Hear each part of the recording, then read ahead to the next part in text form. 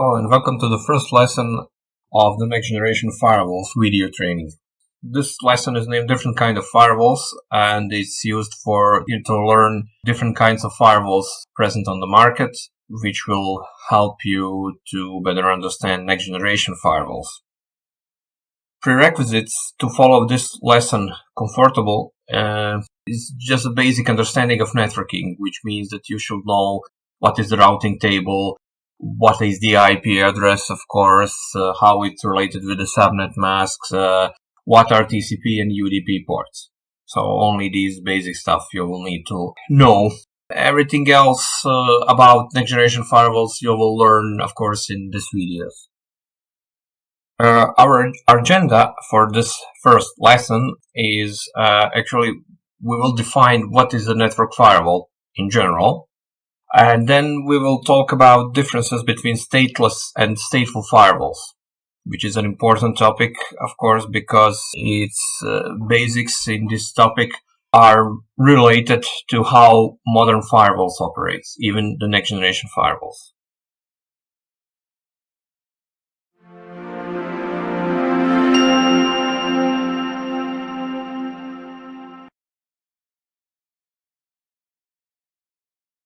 So what is a network firewall? Well, network firewall is basically a router with a main task of enforcing security policy, which means it decides which traffic is permitted and which traffic should be denied.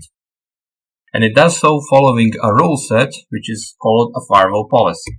A firewall policy, in this example, we have a firewall policy that consists of 4 rules. So, for example, we have a rule 1, which is allowing marketing traffic sourced from the marketing subnet to the internet if it's using the port TCP/80. And we also have a finance subnet which should be allowed to go to the internet if it also uses 80. Anything else will be blocked, including any communication attempt from the internet to the marketing finance. Everything else will be blocked. The key thing to remember is that the firewall policy is evaluated against the packets in a top-down order and on the first match basis.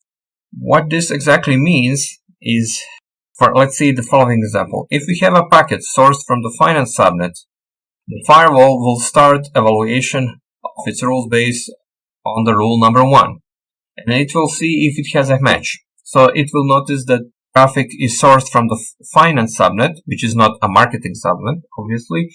So it will not have a match, so it will skip to the next rule. In the next rule, the firewall will find a complete match, which means the source is finance, the destination is internet, the port is TCP/80, so this traffic is the permitted, and the verdict for this traffic is that it should be allowed. So the firewall will allow the traffic, and it will stop evaluating the same packet against the rest of the rules. This means the top-down order and the first match basis. This is particularly important when you are designing your firewall policy. So let's take a look at the following example. Here we would like to allow marketing and finance to browse the internet, but we would like to also prevent any other subnets attached to this firewall to browse the internet. For example, some guest subnets and etc. So if we position our firewall rules like here in this example, it will not deliver the desired results. In fact, it will block every attempt of the communication with the internet. Let's take a look. This rule number 1 is actually denying anything that it will go to the internet. So it will deny any source going to the internet using the port 80. So, but remember, we still would like to marketing and finance to go to the internet without any blocking. So, if router sees, or the firewall sees the packet sourced from the finance subnet, it will start evaluation in a top-down order, and it will see this packet matches the rule number 1. Why? Because the source is any, and the finance belongs to any, of course. So, it will match the packet on the rule number 1, and the verdict is denied. So packet from the finance will be it's going to the internet. The same destiny will find the packet sourced from the marketing subnet. And this is not what we intended to do here. because remember, first match basis, which means that the packet will be evaluated on the rule number 1. So remember, down order and the first match basis will kick here in. So packet will be evaluated on the rules following the rule number 1, and it will find the match on the rule number 1. It will not try to find the match on any other rules, because remember, we have top-down rule, evaluation order, and a first match principle.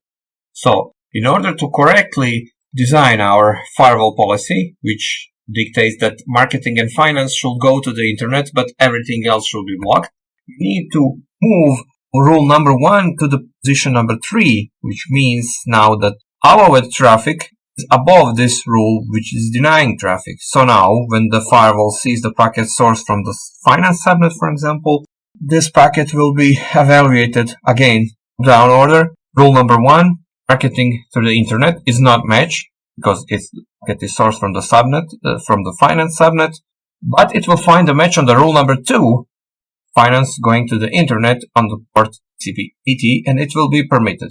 And it will not try to match packets to any subsequent rules.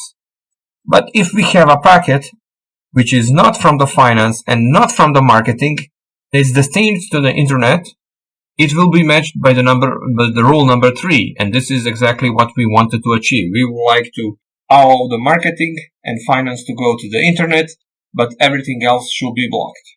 So this is the firewall policy.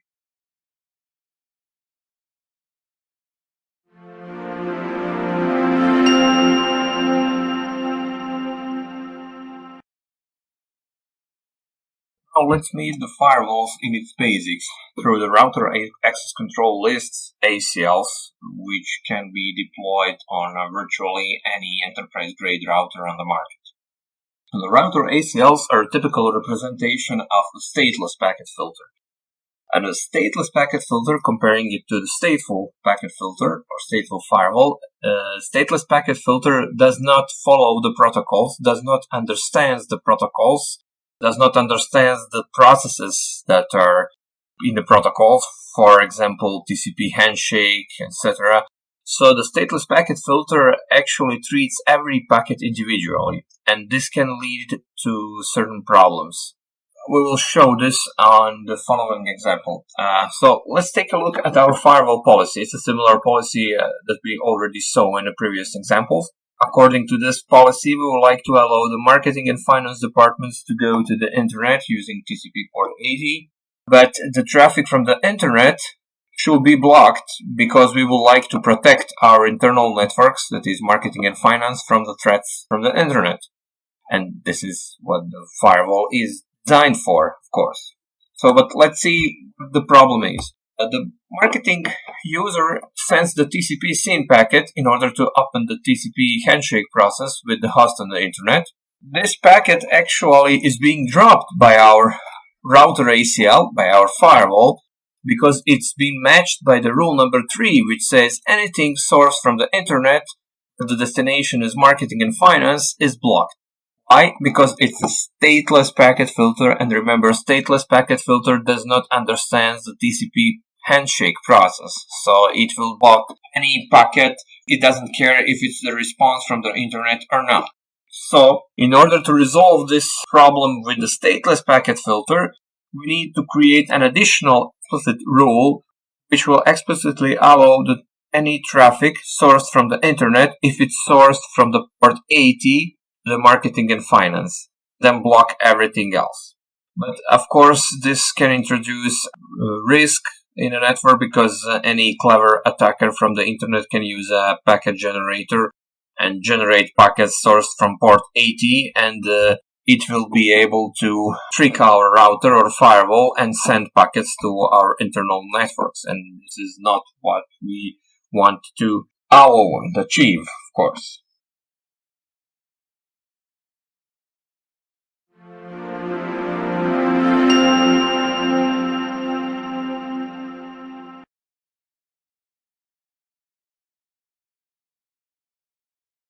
Previous example, we found out that the stateless packet filter can lead to several problems with blocking server response if it's used for filtering internet communication. That is, if it's used on communication when we do not trust the server, when we trust the client.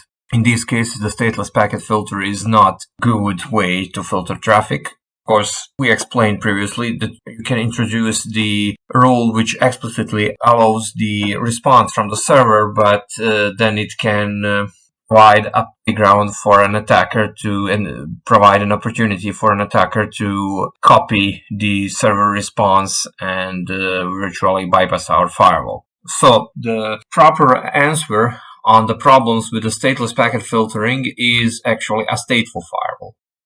Well, the stateful firewall actually understands the way how the connections are established and understands the network protocols. So let's take a look at the example. We still have our firewall policy, which should allow the marketing and finance departments to go to the internet if they're using TCP port 80, and everything else should be blocked. So when the firewall sees the first packet in the connection, it expects it to be the TCP SYN packet, because this is normally a first packet in the TCP connection opening process. So it will actually evaluate this packet according to its policy, and in this case it will find a match. Let's say it can be a finance department going to the internet, and if this initial packet is allowed according to the firewall policy, firewall will route the packet further to the destination, in this case the internet. This is the internet host 808080 address, and it will create a connection in its connection table. So stateful firewall maintains a connection table, and we will find out what it's used for in the future slides. For now, just remember that in the connection table, it will record the source of the connection, source port, destination port, idle timer, and the bytes. We will explain it later. And it records the current connection state. In this case, since we only saw the TCP SYN packet, so far the connection is in a SYN sent state. Okay, so the connection is opened, but the next expected packet is the response from the server. This response must be a SYN acknowledge. So because this is the expected packet in the current phase of the TCP handshake process. Any other packet which is not the expected packet is dropped by the stateful firewall. Because whenever the firewall sees the packet, it will consult its stateful or the connection table, and it will see if this packet is expected one according to the current connection state. If it's expected one, it will be allowed and routed further to the destination, or it will be blocked if it's not the expected one. So in this case, the packet is expected, and because it's a SYN ACK, and now the firewall changes the state of the connection into the SYN ACK. So the next expected packet is the TCP acknowledge packet sent from the client to the server, and this is the third packet completing the three-way handshake process, and the firewall marks the connection as established. From this phase now on, the firewall will allow only data packets and, of course, the TCP acknowledge packets. But any TCP SYN or SYN ACK packets will not be allowed, because it will be considered as an attempt to tricking the firewall.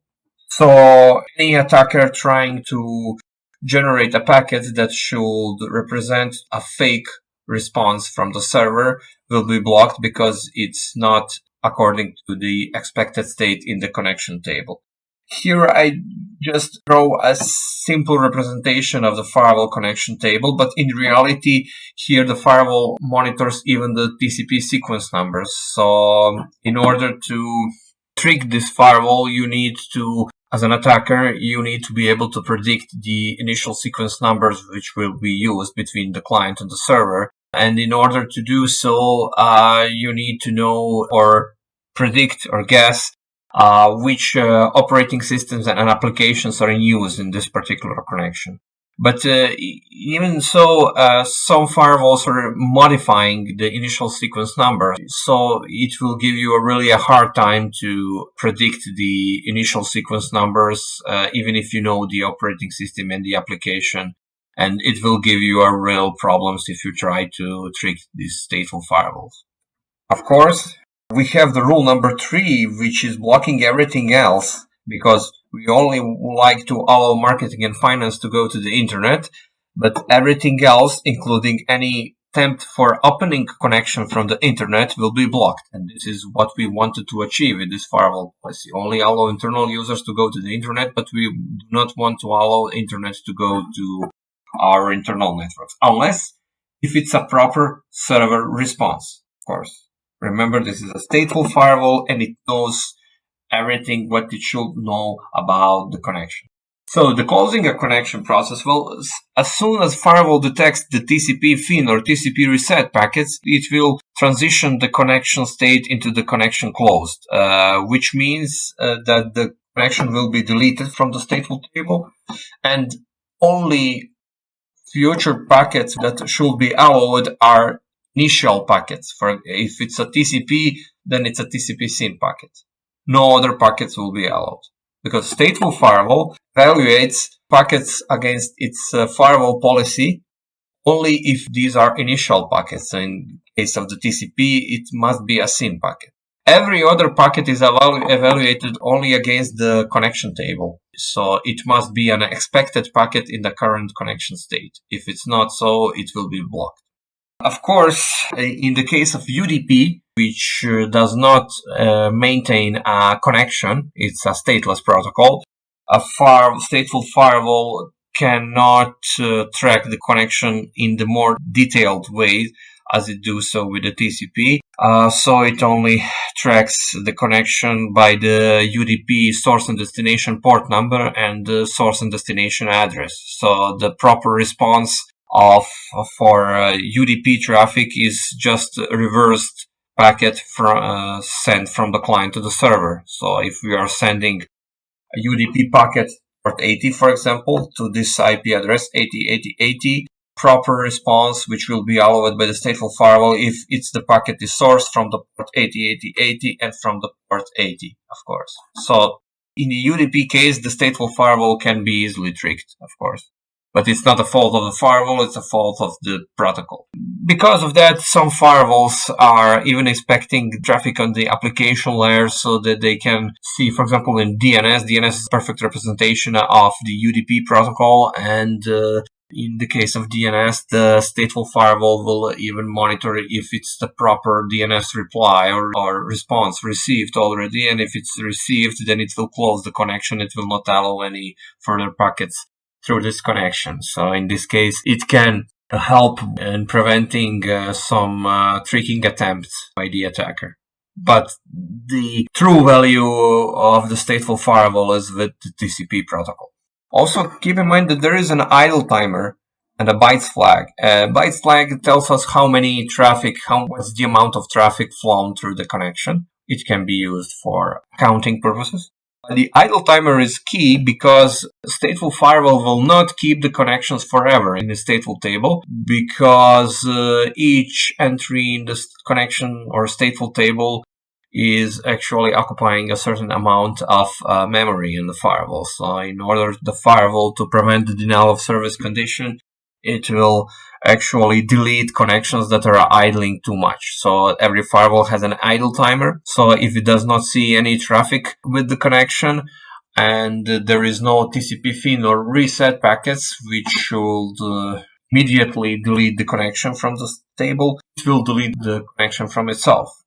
And yeah, this can lead to certain problems with the stateful firewalls, because if you have a client or server, if you have an application which is poorly written and this application expects and relies on the connections that are idling too much, then the firewall may drop the connection from the table and drop any subsequent packets between the client and servers, because the client and server still counting on this connection, but the firewall remove the connection from the table because the idle timer expired.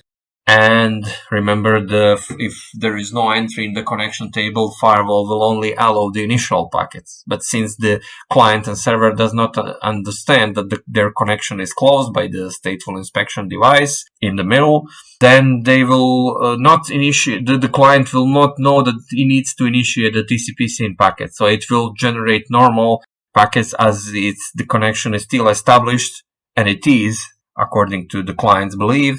So the firewall will block this packet. So in order to mitigate this issue, you need to either fix the application, which is practically virtually impossible often, or you can increase the idle timer for the particular source and destination or the protocol on your stateful firewall. Of course, this can introduce increased amount of used memory, but this is a trade-off you have to do if you have a stateful firewall.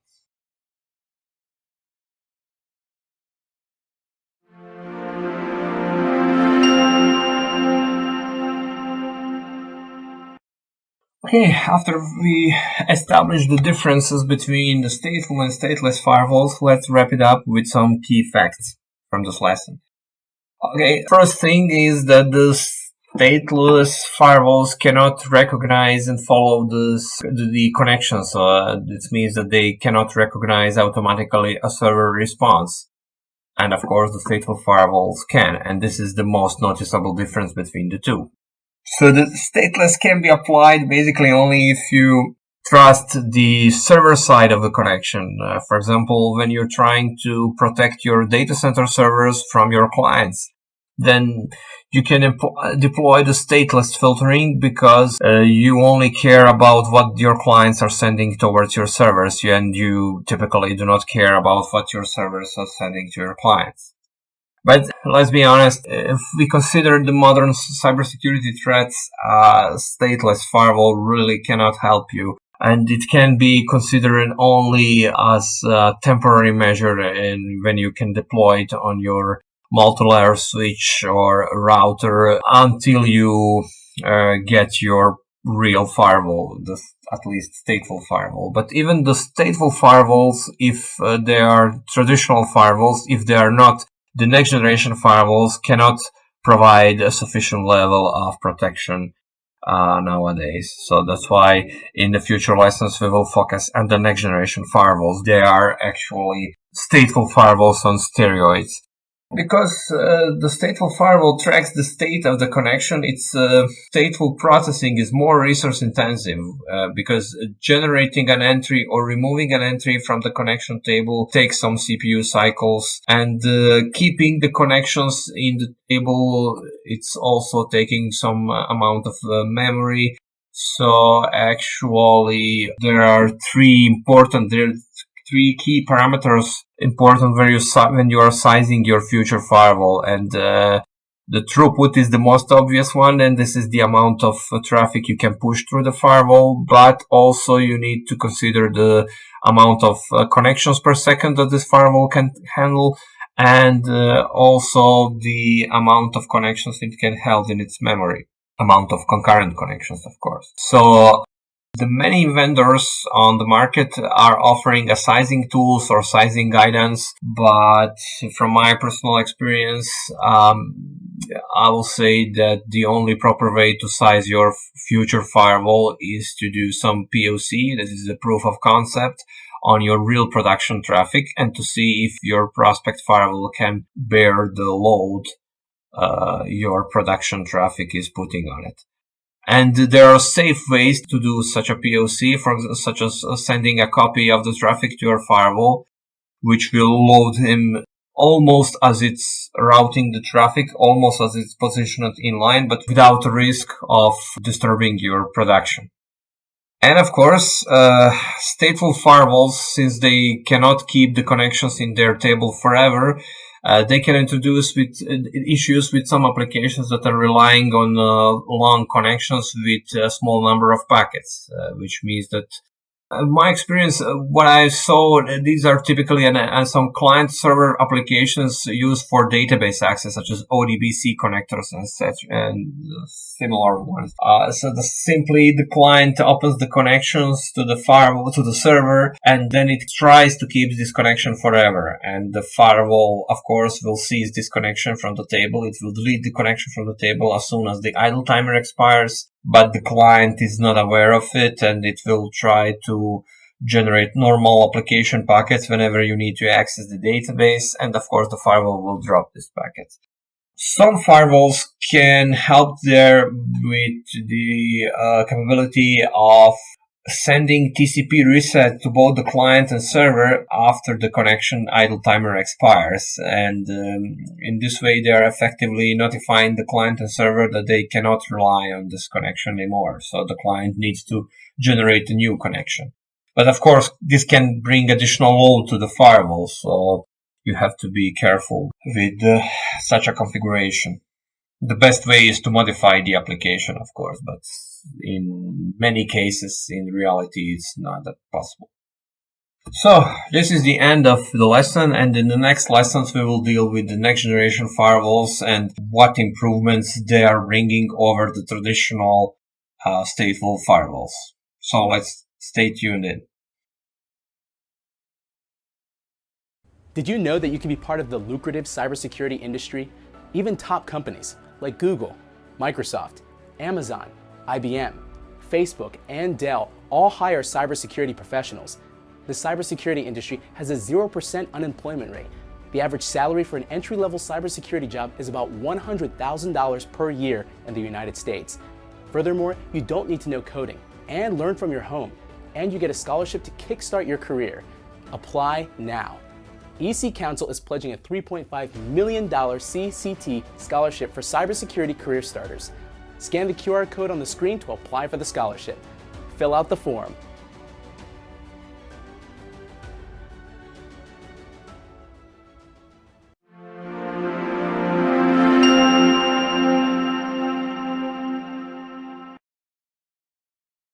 Welcome to the Next Generation Firewall Overview, lesson number 2 in this Next Generation Firewall series. In this lesson, we're going to talk about shortcomings that traditional firewalls are having nowadays, and the features such as application recognition, user identification, IDS, IPS, anti-malware that are next generation firewalls bringing to the market in order to overcome these traditional firewall shortcomings. And at the end, we will mention a few most important challenges that next generation firewalls are facing today. And of course, we will have a dedicated lesson in the future about these challenges and how you can overcome these depending on your environment.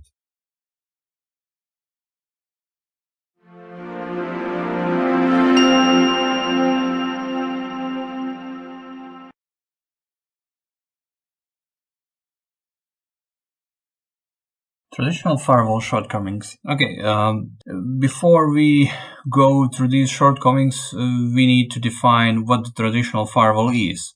Well, a traditional firewall is a firewall which relies almost exclusively on the OSI level, layer 3 or layer 4 layers, which means IP addresses and TCP and UDP port numbers in its security policy.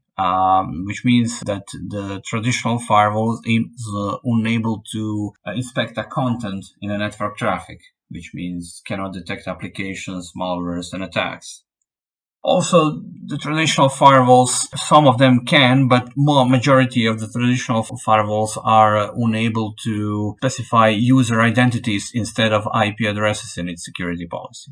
So in order to overcome these shortcomings, we need a next generation firewall. Okay.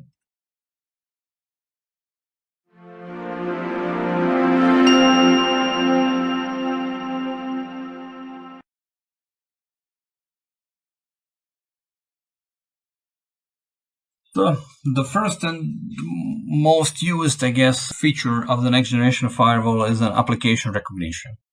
It's a capability of a firewall to recognize specific application patterns in a network traffic, observing the payload of packets, which means looking into the upper layers of the OSI models, particularly at specifically at the application layer.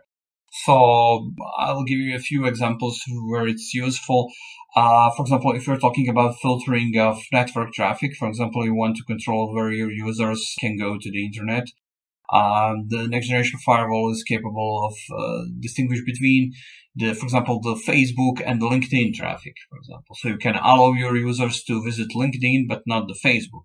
But it's not only about web applications. If you are using this firewall, for example, in your internal network, you want to protect your data center, for example, then you can filter protocols that are risky in your network. For example, if you are using the Microsoft Active Directory environment in your network, then you can use the server message block. You are using server message block protocols, but the version 1 of this protocol has a significant vulnerabilities which are used by a common malware today to spread out through your network. So, for example, you can create a firewall policy rule which only enables your users to access your data center, your Active Directory servers with version 2 and version 3 of an SMB protocol, and block SMB version 1 protocol attempts. So basically, then you are reducing malware spread footprint in your network. So next generation firewall does not need to know TCP and UDP ports for filtering traffic. It can use ports as well as a traditional firewall, but in most cases, next generation firewall does not need to know about TCP and UDP ports at all. It just care about the content of the packet. That is the payload of a packet. So, for example, next generation firewall, everything is an application. It's a Facebook, it's a Twitter, it's LinkedIn, it's an even a simple ping on the network or DNS request. All these are examples of an applications. Modern next generation firewalls are having tens of thousands of applications in its databases, and they are updating its application database every day virtually. So every new application is covered almost immediately. Another very useful feature in the next generation firewall is the user identification.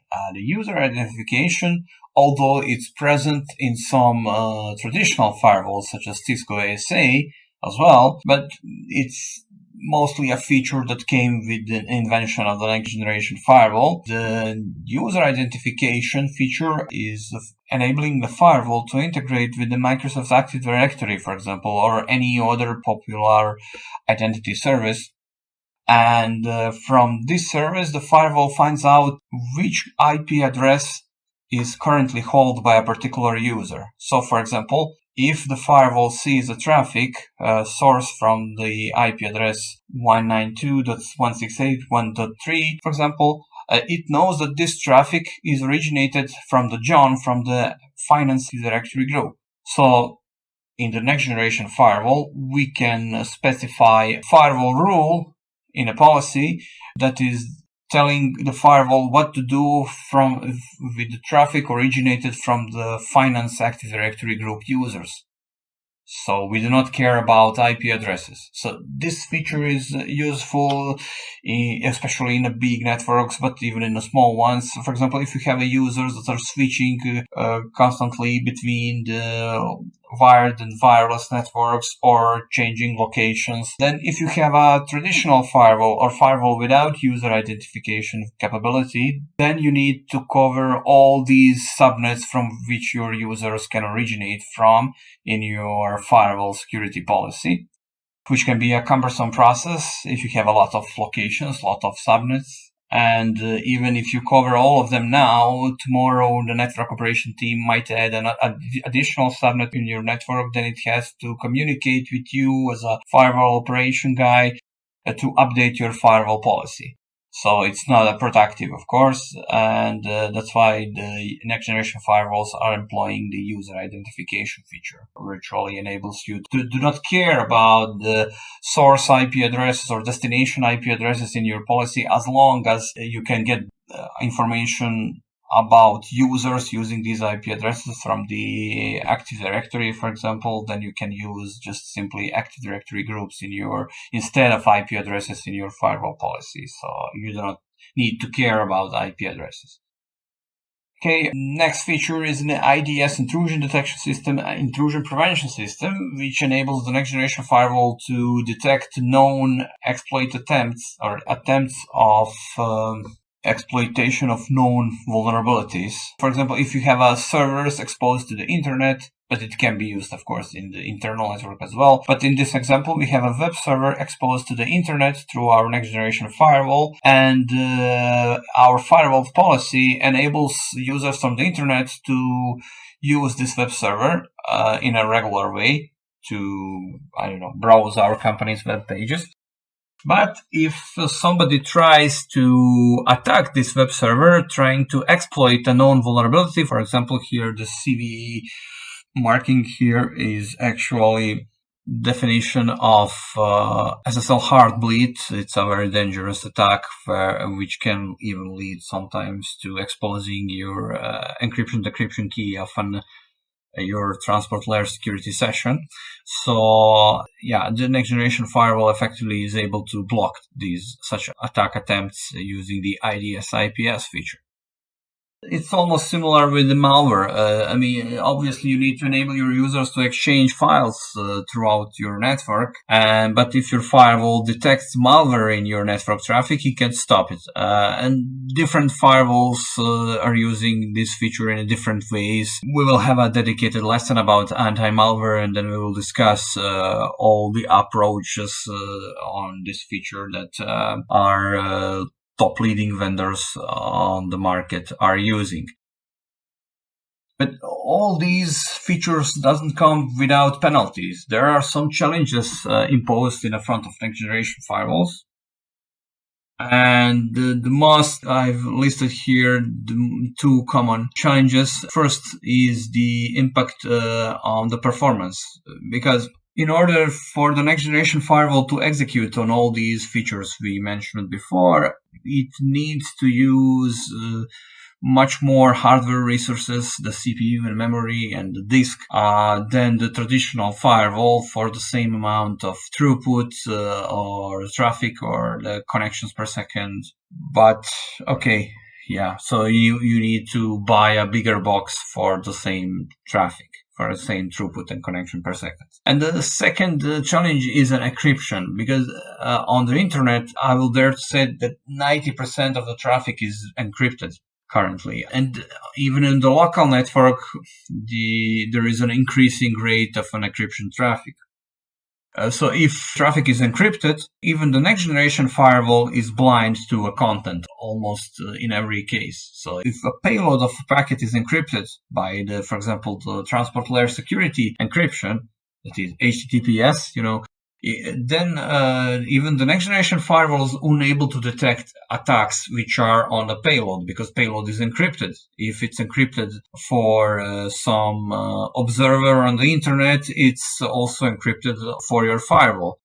But of course, next generation firewall are able to decrypt the traffic, but it has some challenges itself, because it impacts performance even more, drastically impacts performance, I will say, and also some applications does not work if you turn on the decryption.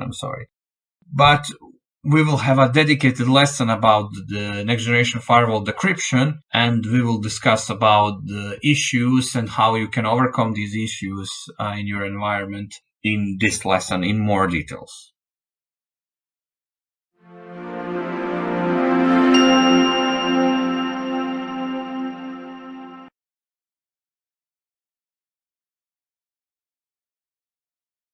So now let's see what are some key points. Well, next generation firewall is actually advanced stateful firewall, because it is still a stateful firewall. We met the stateful firewall in a previous lesson, but with some advanced features. So it is able to detect applications. It can use the user identification in its policy. It can detect attacks. It can detect the viruses in your network traffic. But of course, there are some challenges, such as the encryption of the traffic and the performance. But please do not understand this presentation as a guideline whether you should choose a traditional firewall versus a next generation firewall for your organization, because traditional firewalls are virtually non-existing on the market nowadays, and you can only buy a next generation firewall now. I mean, you can turn the next generation firewall into a traditional firewall only with some vendors by way of not buying the next generation firewall licenses for the features, but basically you are buying the next generation firewalls today. And you should, because you saw already some shortcomings of the traditional firewalls. And these traditional firewalls, they were useful, they were very effective against cyber attacks at the time when they were invented. But nowadays, since the time when the traditional firewalls invented, the way how users are using a network and the way how applications are work on the network changed significantly. And the traditional firewalls are virtually effectiveless against modern attacks. So you need to use the next generation firewall if you need to use a firewall today. So it's an only usable network firewall in most cases. In the next lesson, we will talk specifically about application recognition or application identification. And also we will have a hands-on demos where I will show you how to configure the application identification and use it in the firewall rules on some top leading vendors on the market, such as Palo Alto Networks, Check Point Software, Cisco Systems, and we will also cover an open source approach to a next generation firewall, which is called the pfSense. So stay tuned.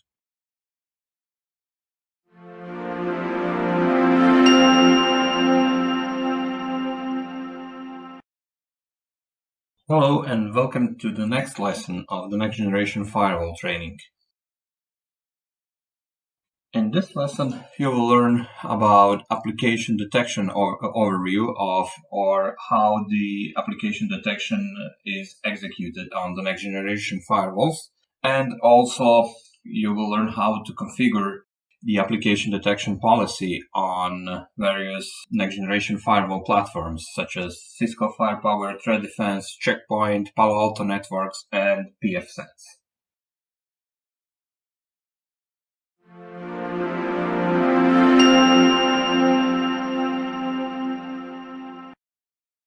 So let's see how application detection works on a next generation firewall. In order for a firewall to detect applications, it must examine a payload of a packet. This is in contrast to the traditional firewalls, which are relying on the network and transport layers of a packet.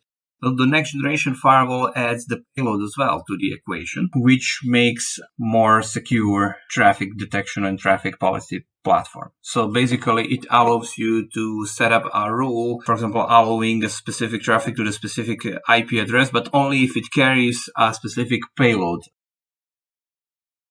Specific applications, for example, allow traffic to the destination to the IP address X, but only if it carries a payload of an application like a remote desktop protocol, SSH, Facebook, and whatever application it carries. The modern next generation firewall are able to detect nowadays tens of thousands of applications.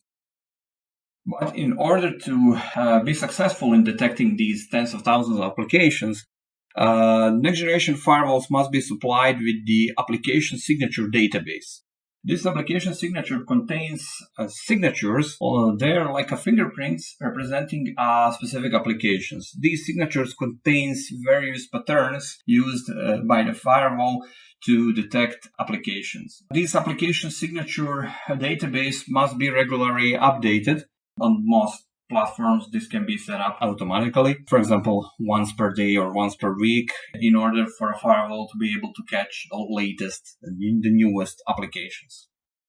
We also have various methods for detection of an application. One is a content pattern matching from the payload. This means that we are actually, as a firewall, looking at the specific pattern, a set of characters in traffic, trying to match this set of characters or the pattern with the application signatures. And if we find a match against the application signature database, then we can safely assume that we found a match for an application that has been carried on this session. And this is not about matching a single packet always, because modern applications are, of course, complex, and we are not able to tell about the application which has been carrying on the traffic by taking a look at the single packet. So the firewall usually examines multiple packets, trying to get a big picture from payload. So it does so by copying a payload of each packet of a session into its memory, and then trying to get this big picture about what the specific applications might be carried on during this session. This is the most accurate method. As I said, the content pattern matching is the most accurate method, but it requires decryption, assuming that the payload of a traffic is encrypted. Payload has been encrypted in like 99% of internet traffic nowadays. So that's why we must turn on the decryption on a firewall if we want to be able to see these payload patterns. Whether the decryption works for you, it depends on your particular environment, but don't worry, we will have a dedicated lesson about decryption on the next generation firewalls, where we will learn what are some challenges with the decryption and how you can overcome these challenges. There are some other methods that do not require decryption. First of all, this is certificate common name or subject alternative name from the server certificate. So the firewall basically inspects the transport layer security handshake, and it's looking on a server certificate in order to try to match an application. For example, if you want to access like a Facebook, the certificate, the common name or subject name on the server certificate will most probably contain the pattern facebook.com or facebook.whatever. So the firewall will be able to tell, okay, if we trust the certificate, then we trust the content of the certificate, of course.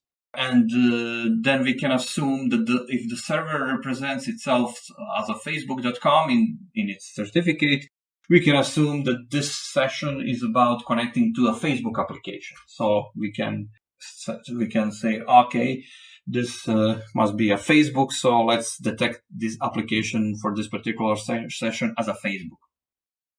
Another method which does not require decryption, is the server name indication from a TLS handshake.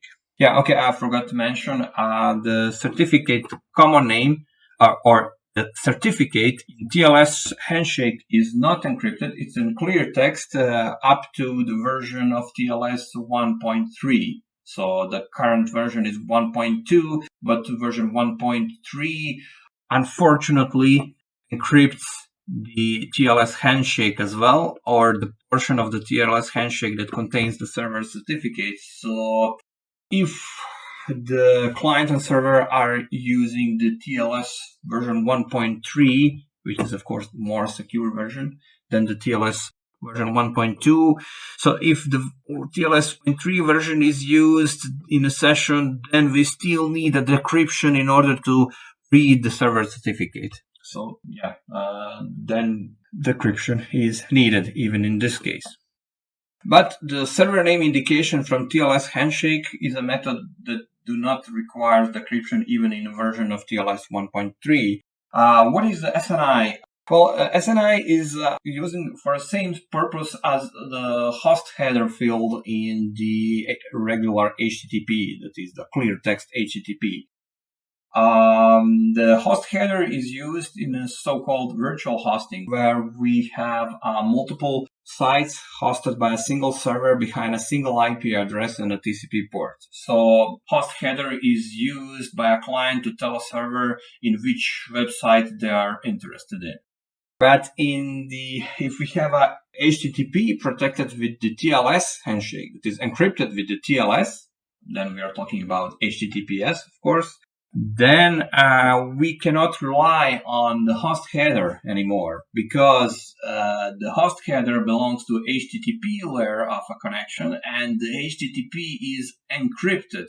And in order for a server to decrypt the HTTP, server needs to have a keys for a decryption, but the client is not willing to create a TLS session with a server that is a trusted session with a trusted relationship with a server until the server proves its identity. And the server proves its identity to the client with a certificate. But if we have the virtual hosting scenario, as previously mentioned, then we have multiple websites, and each of these websites has its own certificate, and these multiple websites are hosted on a single server behind a single IP address and a TCP port. So how the client can tell the server in which website is interested in and in which certificate is interested in, because from the information about the site the client is interested for, the server knows which certificate to serve to a client. So this is where the SNI or server name indication fits in, because server name indication is a part of a TLS handshake, but it is in a clear text. It's not encrypted yet, and it's a way for a client to tell a server which website they want to visit. So if the client tells a server, for example, I want to visit facebook.com, then the server knows, okay, this client wants to visit facebook.com, so I will serve a certificate for facebook.com. And if the client trusts the certificate, it can establish a trusted relationship with the server. And then traffic can be encrypted and decrypted, because we will have a keys for decryption and encryption. And then the HTTP can start flowing. So the SNI is a field, it's a clear text field in the TLS handshake used for a client to tell a server which website they're interested in. The same as a host header in HTTP. So the SNI can be used effectively by application detection in the next generation firewalls to see which site or which application, if you want, the client wants to visit. So if we read the SNI, we can assume if in SNI the client is saying, okay, I'm visiting the youtube.com, then the firewall can know that the client is attempting to use the YouTube. So we'll check it against the firewall policy and see if this traffic should be allowed or not. And the third method is also using a payload, but not from the application, but from the DNS request. So the firewall can read the DNS request, because they're unencrypted, they're in clear text. And from the DNS request, the firewall can tell which application is client interested for.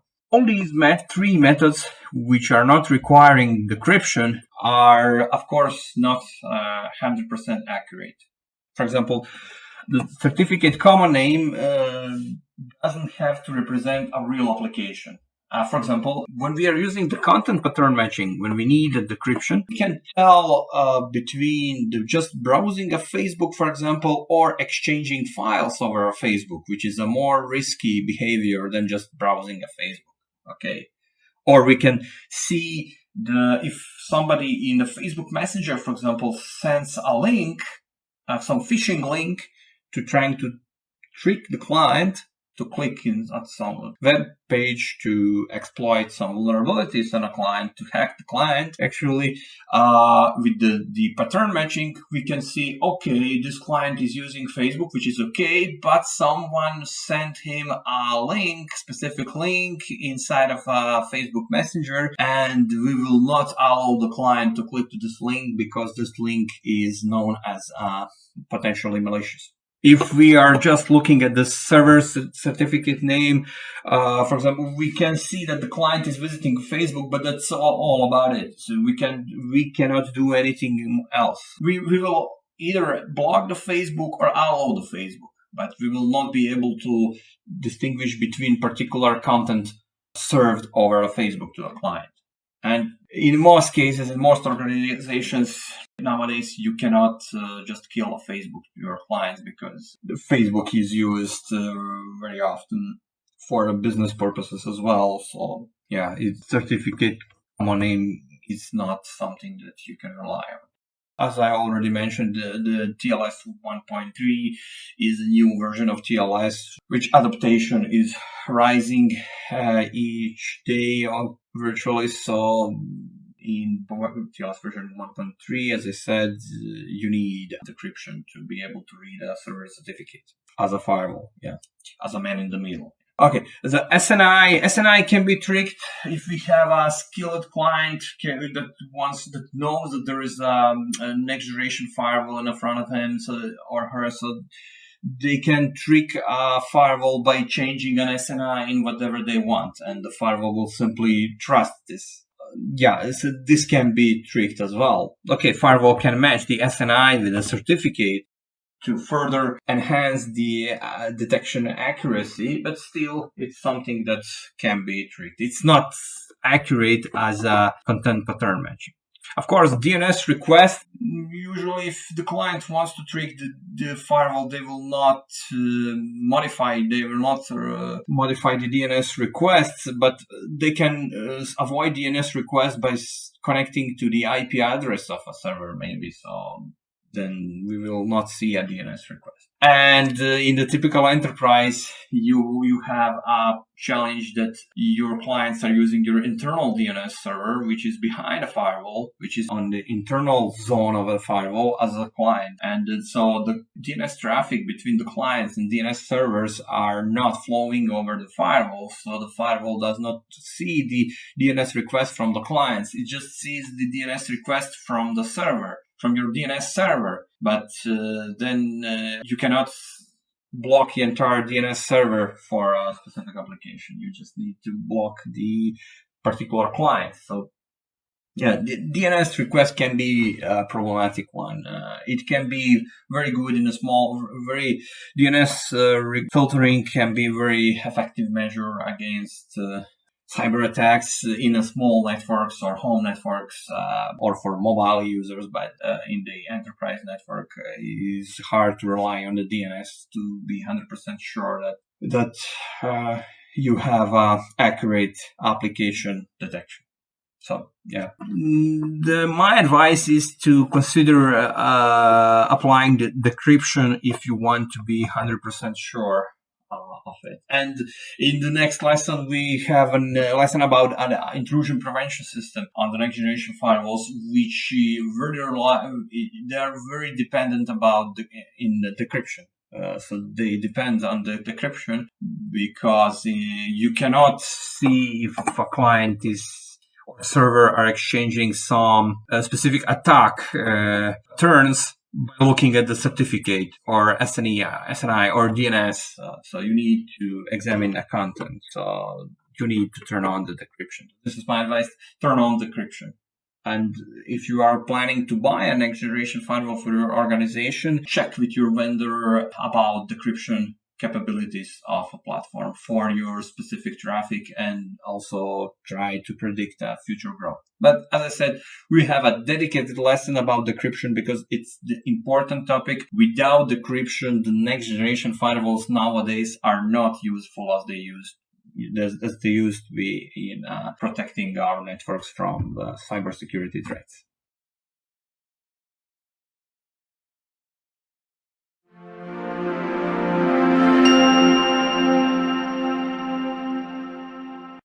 Okay, in this video, we're going to demo how to configure the application ID on a Cisco Firepower Threat Defense, Cisco Next Generation Firewall. So let's go switch to the another screen. Okay, now we have a Firepower Management Center, which is one of the ways how you can currently manage the Cisco Next Generation Firewalls.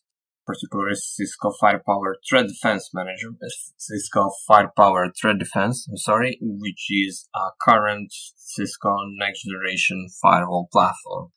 There are several other options, Cisco Defense Orchestrator, which is a cloud solution, and also there is a local management Firepower Device Manager, FDM, but the Firepower Management Center is the most deployed ones as far as I saw and my customers, because there was some feature discrepancy between the local management and the Firepower Management Center, but now this gap is smaller, so local management achieved almost full feature parity with Firepower Management Center. But if you are a larger organization and you have multiple firewalls in your organization, or you have a disaster recovery location with a firewall and you want to have a firewall policy you want to have the same firewall policy on your primary and your disaster recovery location, then you need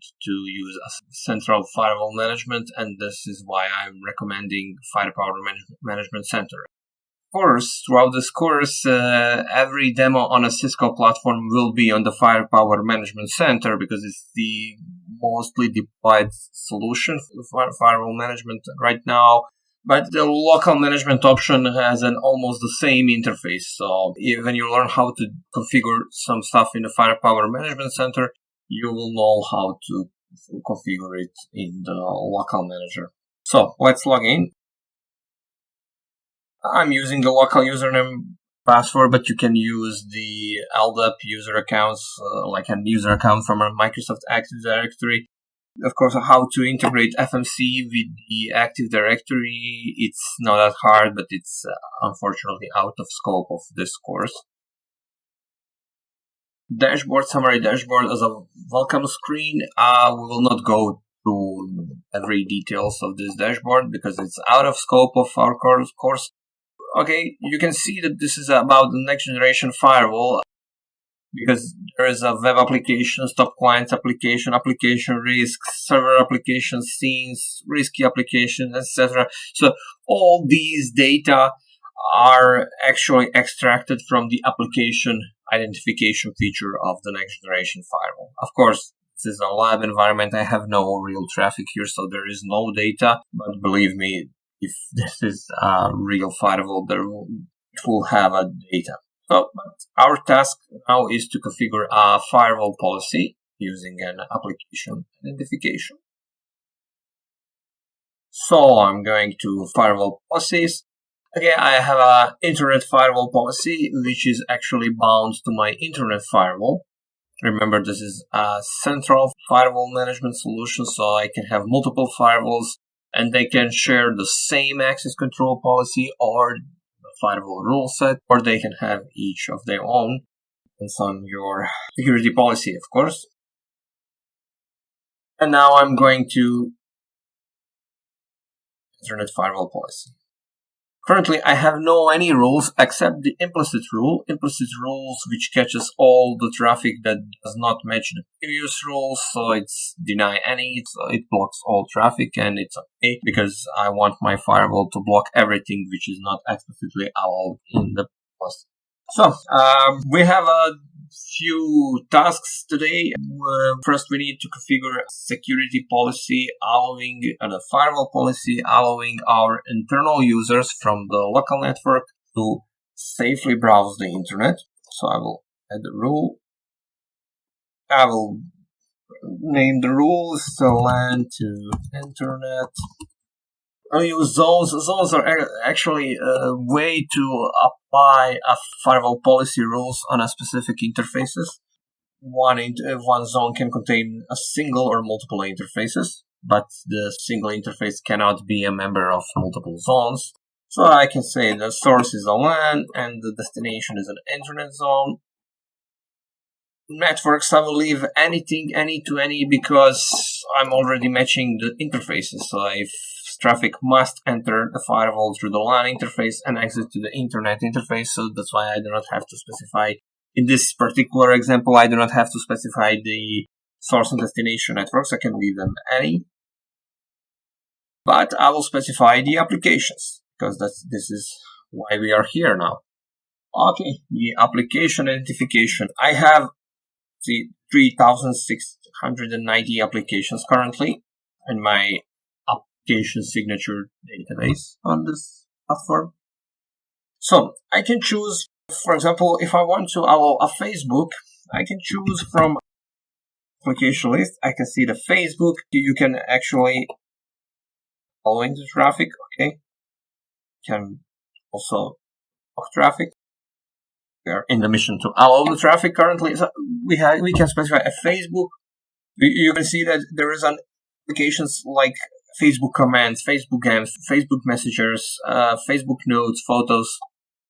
I can only allow, for example, a Facebook command, but I can prevent the Facebook photos or Facebook search. I don't know, Facebook chat. There is a lot of Facebook micro applications here. And of course, if you want to, your firewall will be able to detect these micro applications, so to be able to distinguish between the Facebook message and the Facebook games, for example, then you need to have the SSL decryption turned on your firewall. Otherwise, because this is if you remember the previous video about how the application ID works from an overview video, this is in order to match these, you need to be able to look at the specific patterns in a payload of packets. So you need a decryption.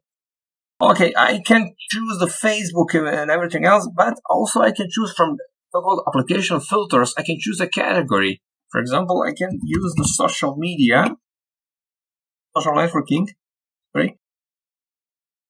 And then add this to the rule instead of the Facebook. Why? Because in this case, I'm sorry, there's a little mistake. I want only Facebook. I want entire social networking category to my rule. Why? Because if I'm okay with this, that my internal users can go to any social networking site or use any application. This is not only about websites, okay? It's about the application. So even if you have a mobile device on my local network, for example, like a smartphone or a tablet, you have installed, for example, the Facebook application, you will be matched by this rule. Okay, so when we are talking about application identification on the next generation firewalls, we are not talking about URL filtering as we used to have on the web proxy devices. Okay, so like some vendors like Squid as an open source solution, or Blue Coat or Symantec, whatever. This is the application detection on the next generation firewall, which means we are matching the payload. We do not care about URL filtering. Okay, so the social networking is not a category of websites here, but it's a category of an application. So whatever client you use, if your content fits into the social networking category, you will be matched by this rule. Okay, so social networking, I am using the category instead of the selecting particular application because I would like to allow my internal users to access to any social networking application. Okay with that. Okay, perfectly okay with this. But if there is some new application later in the future when social networking application comes up in the market, I do not have to modify my firewall rules. Because my firewall will regularly update its application signature database, have this new application under my social networking category. So I do not care about this particular application in my firewall rules. So I do not have to follow the social application trends on the market to accommodate my firewall rules to be compatible with, to be in compliance with my security policy. Okay, so just specify social networking, so your firewall will match any social networking application. Of course, you can see which are those applications. You see, it's a Facebook, but it's also, the LinkedIn, etc. Okay. So, logging, I would like to log this for some forensic purposes or troubleshooting purposes. Okay, so we have our first rule. Okay, so now my second rule. Remember, please notice that I'm leaving the destination parts any, and I'll come back to this later. I'll create another rule. This is the rule where I would like to allow administrators, my system administrators, to access the DMZ servers. DMZ is a firewall concept known as a demilitarized zone, and this is a dedicated set of interfaces on the firewall which are containing hosts, that is, usually these are servers, which are exposed to the internet, of course, through the filter. This access from the internet is filtered by the firewall policy, is regulated by the firewall policy, but usually they are not allowed access to the local network. So I will say that DMZ is a concept of your special network zone that you trust hosts in this zone more than hosts on the internet. but you do not trust them more than the hosts you have on your local area network and your internal network. Okay, so that's why it's a zone in between. Okay, so I have my network admins. They're living on the local. They're living on a local area network. So I will say source is a LAN or internal network. The destination zone is the DMZ. I have also the particular subnet where my admins reside. This is here, so I can click the object details, right click on object details, so I can see the value of an object. It's in a firewall object. On any firewall, when you work on any firewall in the market, I'm always, I strongly advocate using the objects, because in this way, if this address changed or you need to add more addresses, more subnets for your representing your administrators, for example, then you just modify the object. You do not have to modify all the firewall rules or configuration which uses these addresses. So you create an object basically and reference this object in any part of the firewall configuration you like. So I have admins. This is a source network. Destination network is my DMZ servers. Okay. And the applications. Now I would like to I'll give them the ICMP because ICMP is useful. ICMP for trace route, or even if they are sending two packets too large, then the ICMP is useful to decrease the packet size, and for a lot of other things, ICMP is very useful for communicating various information necessary for a network to work properly. So whenever you can, allow the ICMP. This is my advice. It bears low risk, especially if it's filtered correctly. So yeah, this is the ICMP. Now we will add the SSH. They need to be able to use the SSH. They need to use HTTP application. They need to use the HTTPS application because probably they have some web server graphical user interfaces such as this Firepower Management Center. I'm using by myself. And remote desktop, I would like to use the RDP. If you are not sure what this application means, just click on the exclamation mark here and you will have the explanation. So the RDP, put them to the application filtering. And again, I would like to log the connection. Okay, so, sorry, I forgot to enter the role name. So admins to DMZ, for example, DMZ. Now I have my rules, and now I have a third rule. I need to allow internet users to connect to my web server, which resides in the DMZ segment of my firewall. So again, adding the rule number 3. It's the internet to DMZ example. Okay, allow. Source zone is an internet. Destination is the DMZ. Source network is any, because I have no idea from which IP address my internet clients will come from. But the destination network is actually DMZ web server. Now I have applications. This is my web server, so I will allow only HTTPS, nothing else. Okay, but also now we have a port. So remember I told you that we will come back to the ports. Okay, when you have an application next generation firewall, we already said you do not need to think about ports. You can just leave them empty and just using the application. Application identification will identify the application no matter what ports are used. Fine, but what is the caveat from this behavior? Remember what we said before, application identification works based on the matching on a payload of a packet.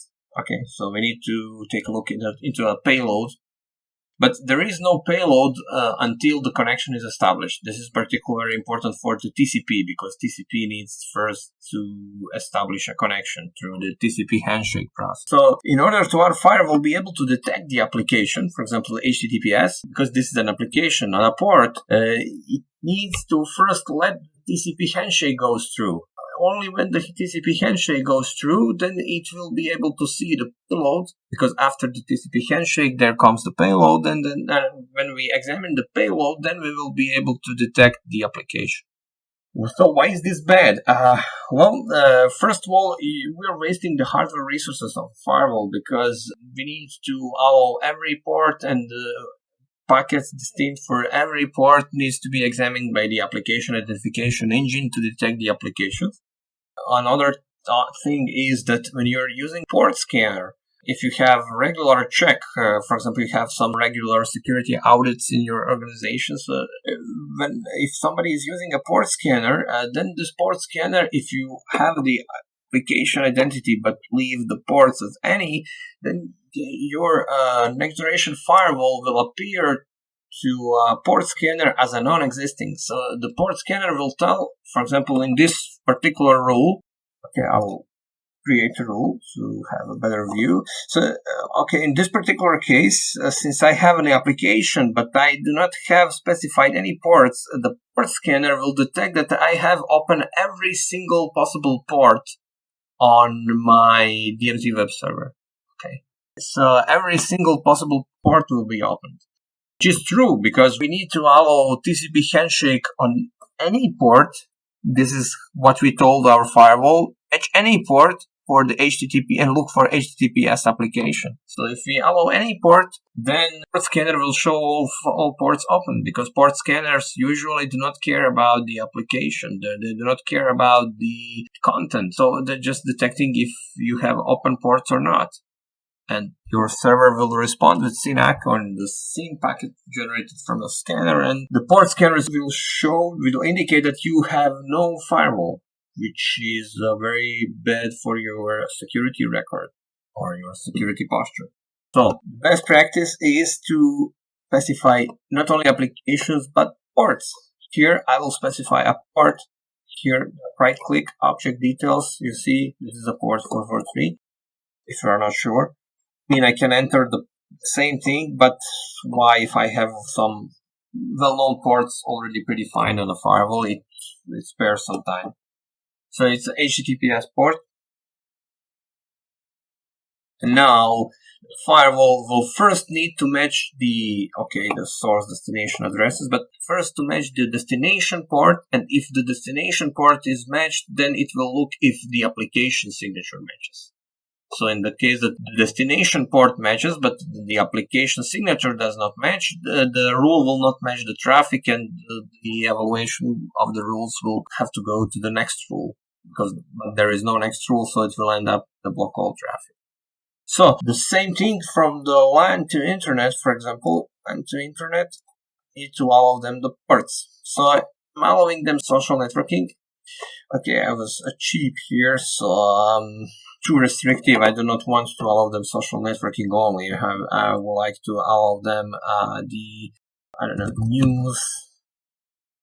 news category. Okay, these are hard things, so you need to be able to watch the news.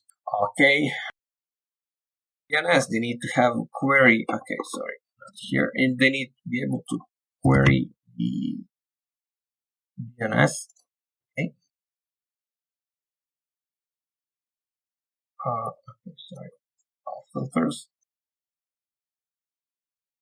Okay, DNS. Okay. Ports.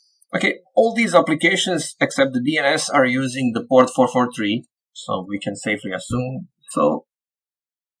HTTPS, and we need to allow DNS, but DNS over UDP. I do not want them to use the DNS zone transfer, etc. So they do not need a TCP. They need only UDP for DNS, and that's it. Okay, I will do the same for my admins trying to administrate the DMZ servers. So ports, ICMP. Choose the ICMP protocol. Okay. I even can choose the type of the ICMP. For example, ICMP, for request to enable them to ping, for example. Okay.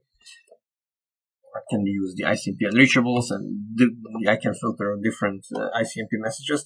Here, this section is typical for the traditional firewalls as well. Traditional firewalls are able to filter the different kind of ICMP messages because it's not about the payload of a packet. ICMP is in the layer 3. Okay, then I need definitely a port for SSH. I need a port for SSH. I need a port for the remote desktop. I don't know if it's defined. It's not. It's a TCP/IP, so I need to include this as well. I need the HTTP and HTTPS. I need both of them. Okay.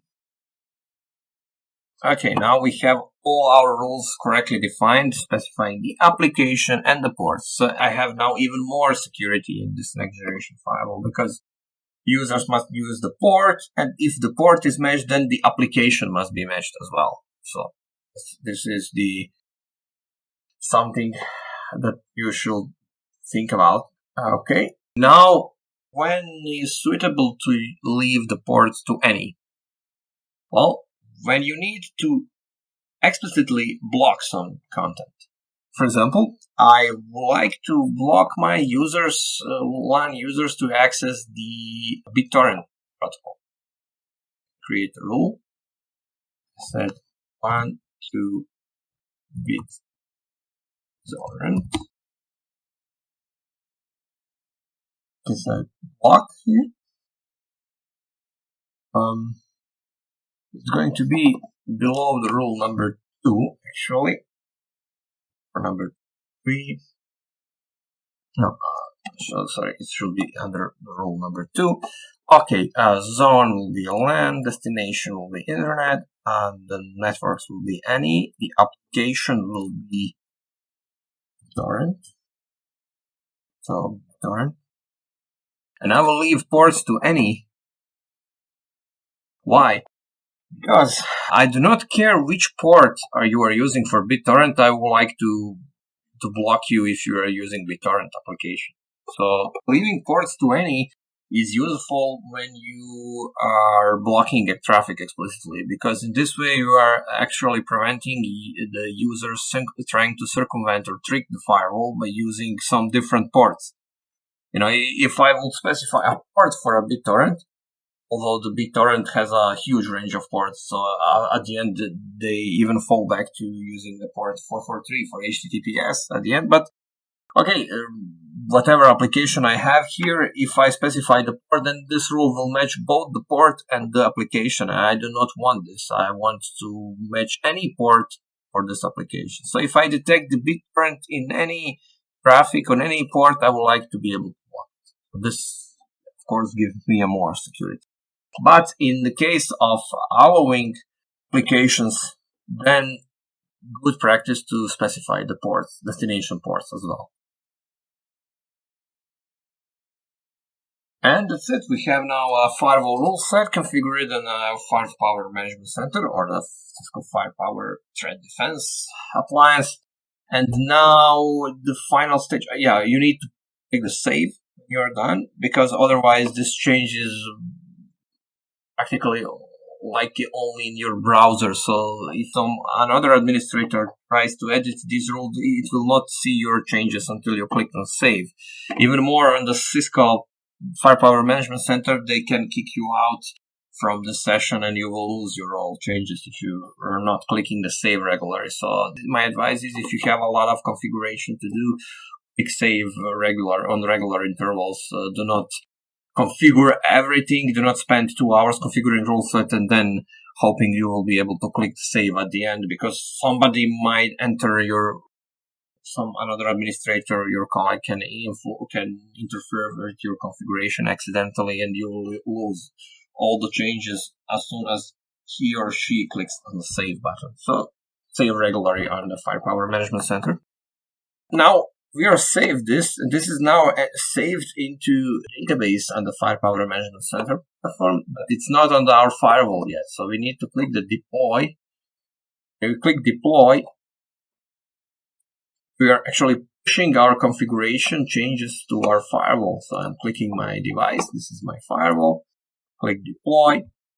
It will check if the configuration is okay, if there's some warnings or some unlogical stuff. So you are now sure that if you are able to move to the deployment phase, as we are seeing right now, you are sure that your configuration is correct. Okay, so when the deployment is over, you will know it. It will say it's complete. Your firewall will start enforcing your new policy. Also, please keep in mind that if there are some established sessions, already established connections through your next generation firewall, and this is generally for the most firewall vendors, it's not only about Cisco, there is a chance that some traffic that belongs to already established sessions before you deployed your new policy will be still treated by a firewall according to the old policy. So only new sessions will. To be able to 100% be sure your traffic will match your new policy, you need to generate new sessions for your clients. Okay, and so on the various firewall vendors, you have an option to configure this behavior. So what will happen with the existing sessions? Will they rematch, or will they remain matching on the previous policy version? It's configurable on the most firewalls, but this is beyond the scope of this course, of course, but please keep in mind that you have an option to configure this behavior.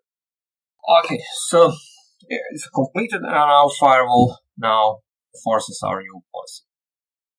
So, thank you for this video. Thank you for watching.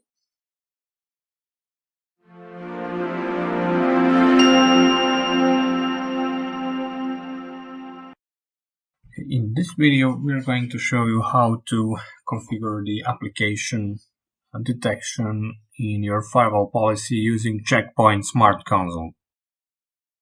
Okay, so now let's start the Check Point Smart Console.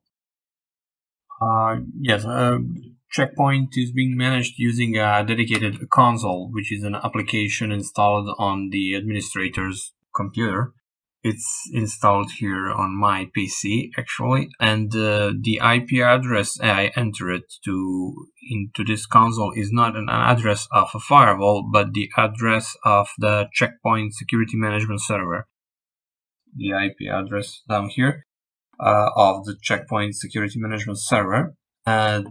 Security Management Server is acting as a database for storing the firewall configuration, storing logs, and every operation executed on firewalls, it needs to be executed through this security management server. Administration interface with this security management server is actually a Point Smart Console. This is a version of Smart Console in version R80.40. There is a newest version. The latest version is in R81. 81.0 is the latest version of a Check Point, and this version actually enables you to connect, to administer your Check Point security management server and your firewalls using the web browser. This version is R80.40, and this version is still dominant version of the market because the R81 version has released only recently, I think this year, but the R80.40 is the most stable version currently, so it's mostly deployed. So that's why I'm demoing it throughout this course on a Check Point appliances using this version, R80.40. And this version requires you to use this Smart Console as an application for the management. So you cannot use the web browser to configure your firewalls or your security management server. Okay, after this brief introduction, let me tell you a couple of more things which are different comparing to the Cisco firewalls we saw previously. Well, the special case about Check Point is that it has something that is called blades.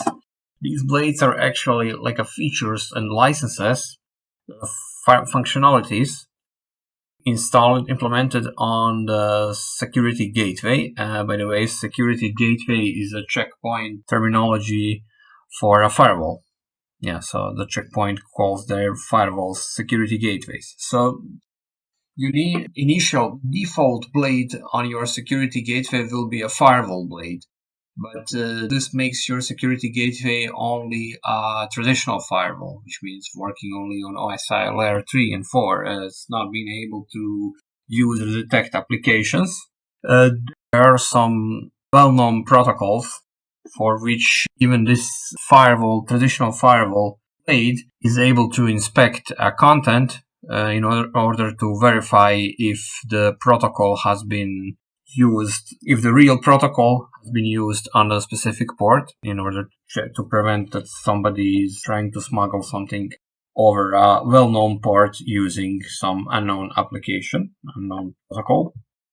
But in order to do a full-blown application control, you need an application identification, application detection. You need to activate at least application control blade. So in the Smart Console, mark your security gateway, and this mine is called Internet Firewall, and click on the activate blades and make sure that there is an application control blade is activated at least.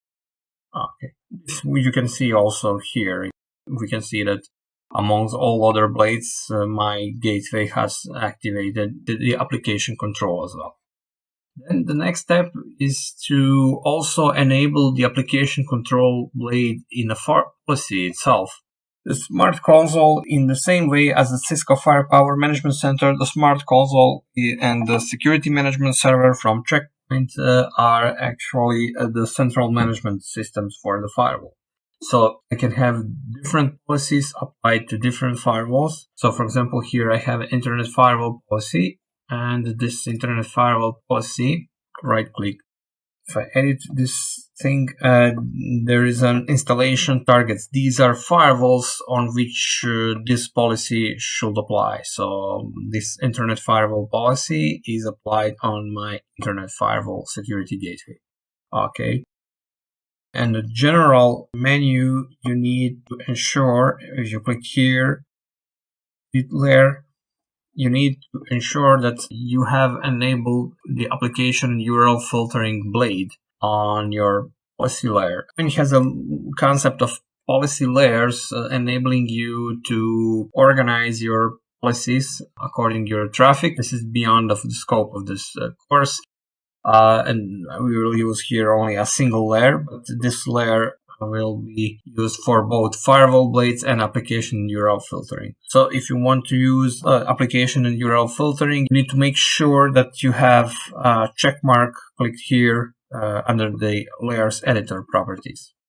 Okay, I'll click cancel because I've already done this.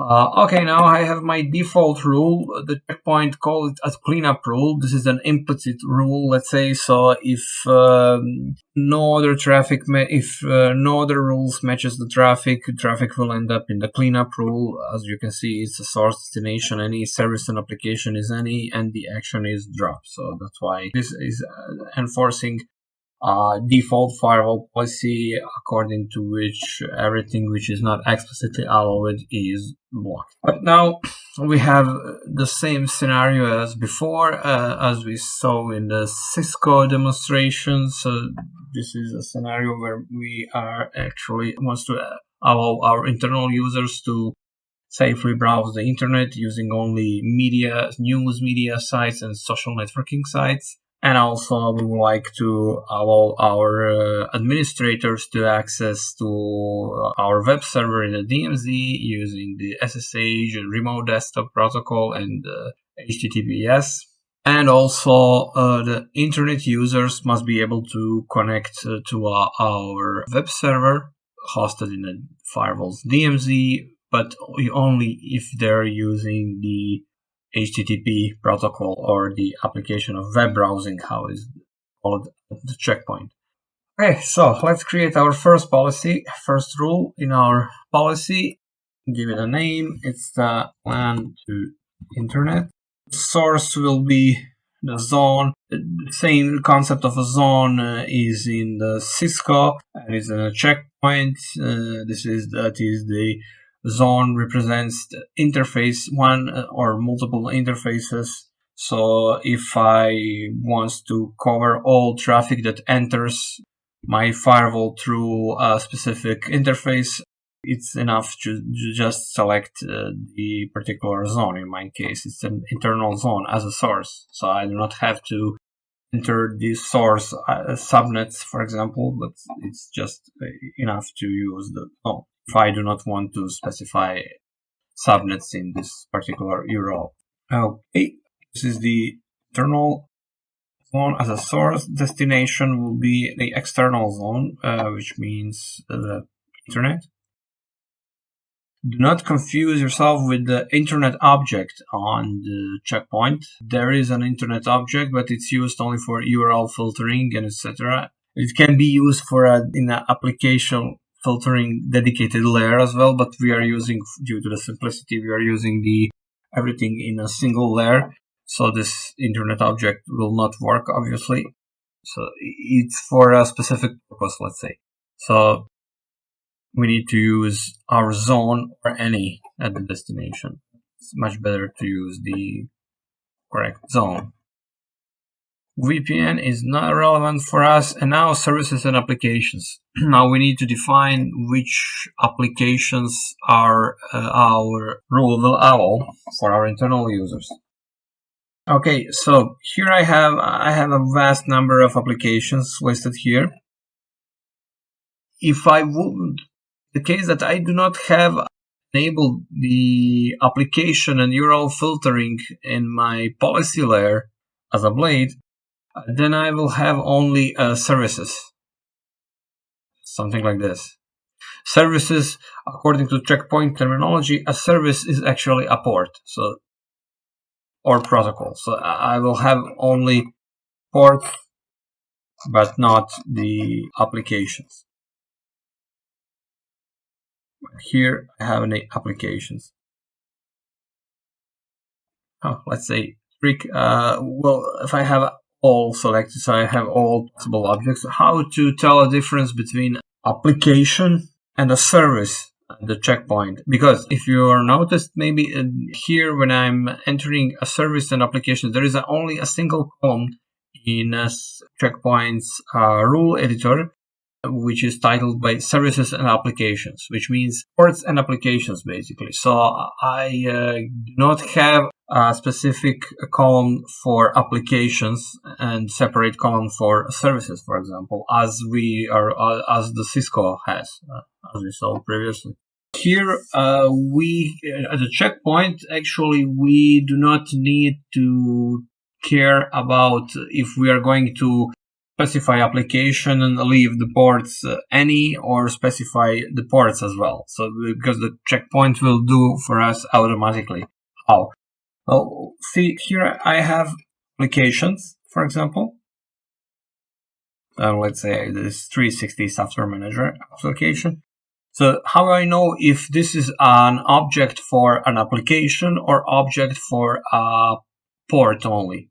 Well, it's because match by criterion. Match by criterion, if I see here the application signature, this means that this is matched by the application signature. Using the application signature database, it will be matched according to some strings, some pattern found in a payload of a packet. And also it will be matched on the ports, specific ports. We see these ports, the services called. This is an object for an application. For example, if I use DNS. Okay, so if I have a DNS, you will see that this is a group. It's for the two DNS ports, TCP53 and TCP/UDP, and UDP53 and TCP53 ports. If I say domain, for example, UDP. Okay, here you see it's matched only by UDP port. There is no match by signature, as we saw previously on that former application I've been showing you. So this is only match for port, not band application. Of course, I can edit this object for service. I can say protocol signature.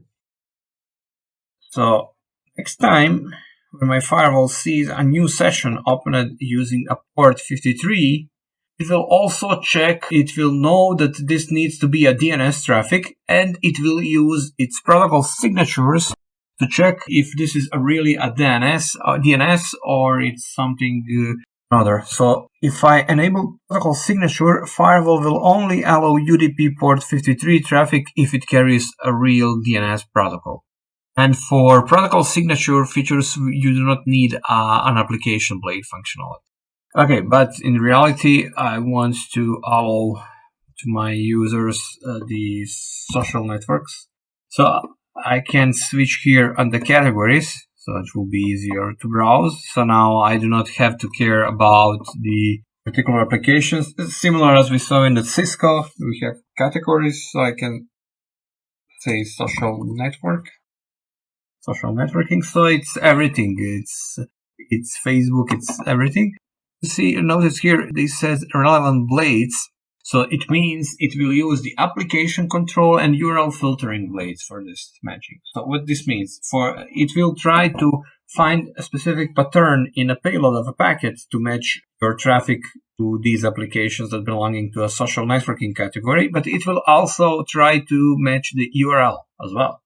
From the URL, it will be able also to tell you if this belongs to a social networking. So yeah, the checkpoint actually uses both the URL filtering and application control blades and the ports in a single services and applications on of the firewall rule set editor. So I click the plus sign to select the social networking, and also I would like to have the news media. Okay, the action is all and accept, and I will turn on some logging. So another rule, I will add another rule below. It is the admins to DMZ. So here I will not use the zone. I could, but then my firewall, this rule will be matching all traffic entering the internal zone interface. I do not want that. I want to limit this rule to a specific subnet that where my system administrators live. So this is my subnet for the system administrators. We created these objects before recording this video, so to not waste the time. So source is admins, destination is DMZ web server object, particular host. Now the services and applications. I would like to allow RDP, the remote desktop protocol, but it's only matched by a port. But I want to be sure that it's really a remote desktop protocol, not only traffic with the theme to the port 3389. So I assign, and I can edit the object, and I say please use the protocol signature for traffic detection as well. So another one, I need to add the HTTP, or much better, HTTP is only port. It has the web browsing application, which is matching the ports, but the application signature as well. So I do not have to turn on this application signature on an HTTP object. But with this application object, I can cover all the possible ports used for web browsing, and also be sure that this traffic will be indeed used by generated by a web browser. So because it's application signature that is taking care for it. Okay, so it's a web browsing, and I also need an SSH. but not this one. I want to more secure version of an SSH protocol, the version 2. And I will also add some ICMP traffic, so to let them to ping stuff. Okay, I will give them the ping stuff only. I will give them echo request. And here I need to enable the protocol signature because it's disabled by default. Disabled by default because first of all, there are several packets needs to pass until the detection occurs. This is similar as we talked about when we have the application specific, when we have a firewall rule in a Cisco, when we set the firewall rule with a specific application but using some port, any port, so when we specify port as any, then the firewall needs to allow some traffic before it can decide which application is this about. So here as well, we need to, if we turn on the signature, protocol signature, yes, it will be more secure because we are now demanding a specific protocol over this port 22. But also when somebody is doing port scan for port 22, it will need to generate a lot more traffic if we need to be sure that indeed SSH protocol will be allowed through. But for the most cases, this is really enough. And of course, using protocol signature is a little bit heavier on a hardware than using when you do not matching a protocol signature, but this is a firewall and should be a more secure, so I will recommend to enable the protocol signature unless your environment dictates different. So I will need to allow this traffic and I need to turn the lock. Also, third case, I have a third case. This is allowing some traffic from the internet.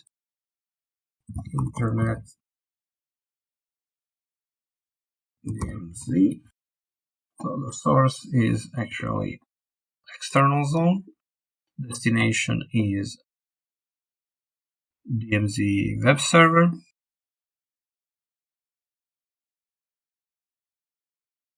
And the application is browsing.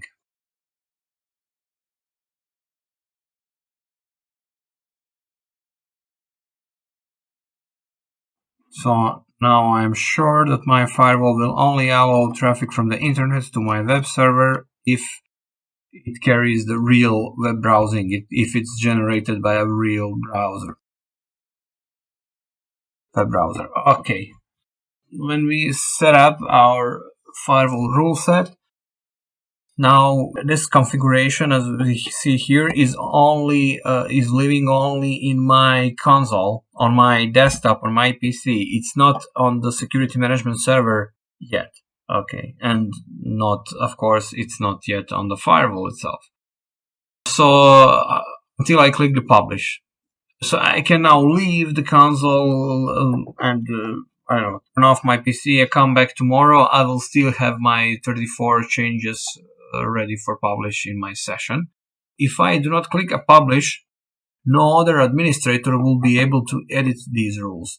And you have this pencil mark besides each of the firewall rules. This pencil mark represents a rule that is being edited. So if the rule is being edited, it means that no one besides me cannot edit this rule until I click publish. When I click publish, I'm just now pushing this configuration to the security management server, and everybody else is able to see these changes now using their own Checkpoint Smart Console. Until I click the publish, only I can see the changes in my console. Other people will see the pencil mark only besides the firewall rule, but they will not be able to see changes until I click publish. Now, changes are published to the security management server, and everybody who installs, and now we need a next step. The latest step is the policy installation. I click the install policy. Now I'm pushing the policy to a firewall, and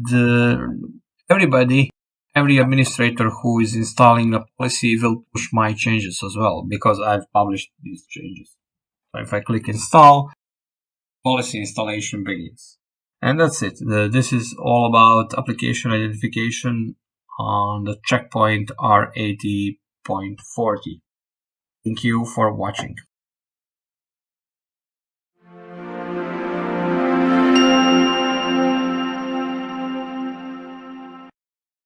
In this video, you will be able to see how to configure the application identification in a firewall policy on Palo Alto Networks firewall. I will call them shortly just a Palo because it's much easier and faster for me to pronounce. Now, let's go straight to the firewall interface.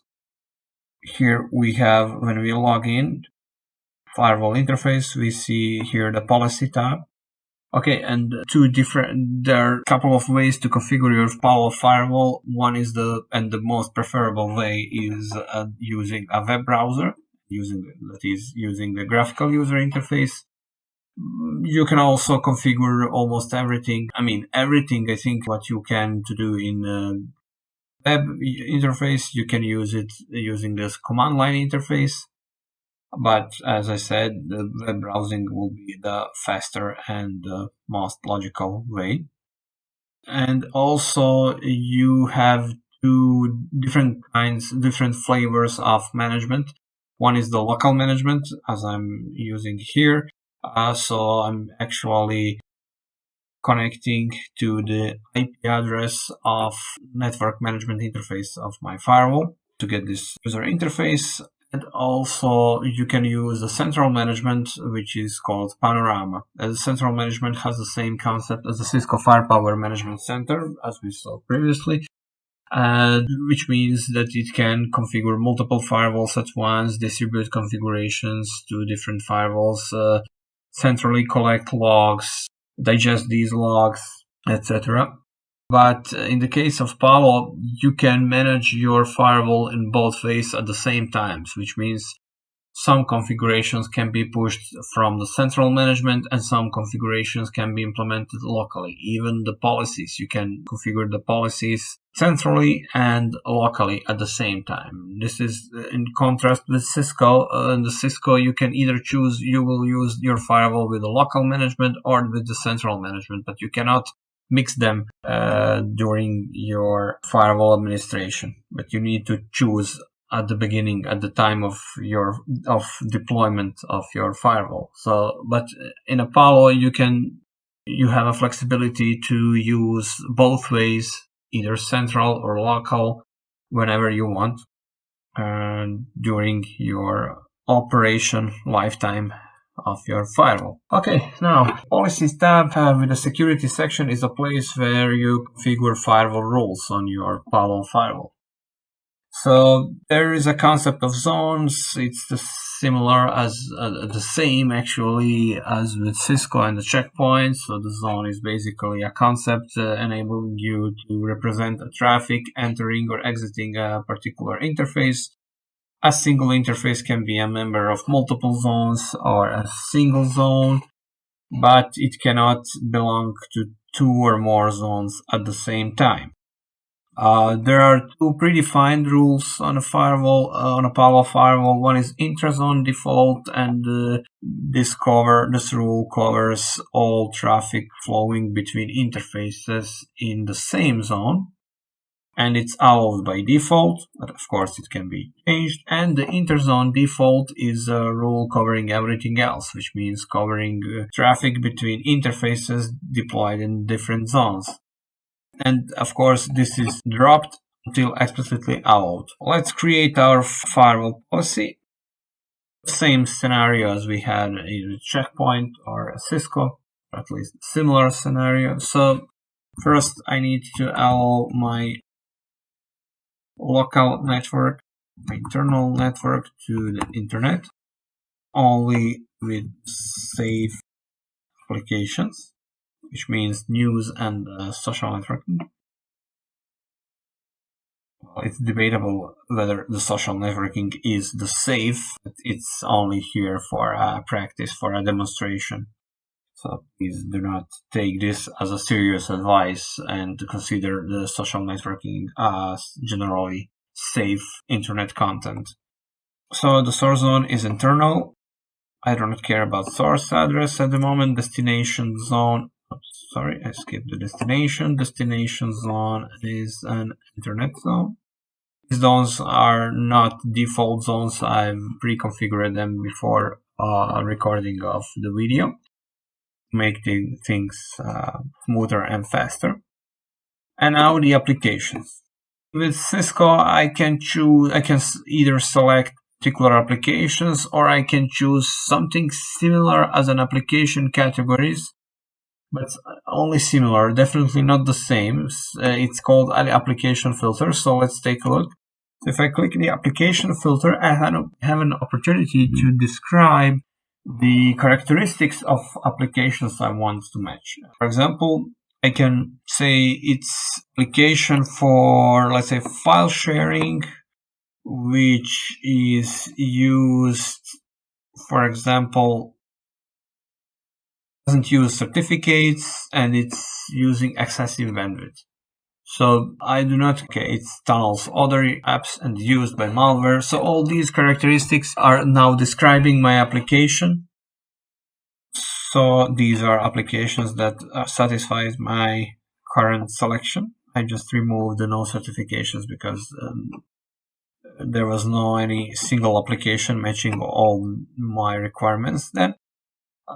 So now whenever new application comes up on the internet or on the network, if it fits my description here, it will be matched by the application filter. Of course, I'm assuming that your firewall has been regularly updated. So your firewall's application signature database has been regularly updated. But now I'm interested in my social networking. So I would like to allow my users to access social network sites. So I will use the social network app filter. I will give it that name, and I will just choose from the subcategory. I will choose the social networking, and this is the only criteria I'm interested right now. So I will click the OK. And now the another category is news, but since the Palo Alto takes the application detection literally, it does not have the category for a news application. And you cannot describe this news application using the application filter because Palo Alto considers that the only way you will access the news content is by using your web browser, by going to your favorite news portal. So I cannot say news anything anywhere here. So it's actually cannot use the application filter for this. And application, general application, which is web browsing, it's the similar concept as with the checkpoint. This is all the applications all the traffic that is generated by a web browser is a web browsing. But then I will allow any kind of web access, and I do not want to do that. So I need to use the URL as well. I need to use the URL and URL category. This is category of URLs, so I can obviously have the news here selected. And now the service is a port in the Palo language, the same as with Checkpoint and with Cisco. Service actually, so I can choose, I have several different options. I have any, which means any port on this particular application. But as I explained this already when we are showing a Cisco, this means that your port scanner will show that you have all ports open on your firewall, like your firewall is non-existing. So that's why the recommendation here still applies. My recommendation, always use ports. So do not use any, unless you want to block the application. Please see the Cisco video for detailed explanation. So you can choose the application default, which is actually a default selection on the security policy rule. Application default means that Palo will use ports defined together with the application signature. So for example, if it's a web browsing, it will use ports, TCP ports 80 and 4043, for example. So for Palo, it's the safest and the best practice is just to specify the application and leave the application default selected. So then your firewall will match only ports necessary for this application to work. And of course, you can select and you can choose then the port you like. Here we have only 2 ports defined, but you can find new port or even the port range. That we will use the application default, and the action at the end action is owl, and I will log the sessions when they end. So if I click OK, I will have my firewall rule. Remember, I've selected in my firewall rule, I've chosen the URL category for news, as you can see, but there is no column URL because it's not turned on by default in this user interface. This is the 10.1, it's the latest PAN-OS interface for Palo firewalls, and you need to choose a column. There's a column for URL filter. This is URL category. Now I have my column. Let's see, it says news, and but I would like to group service and URL category together, so I can drag and drop this here, like here.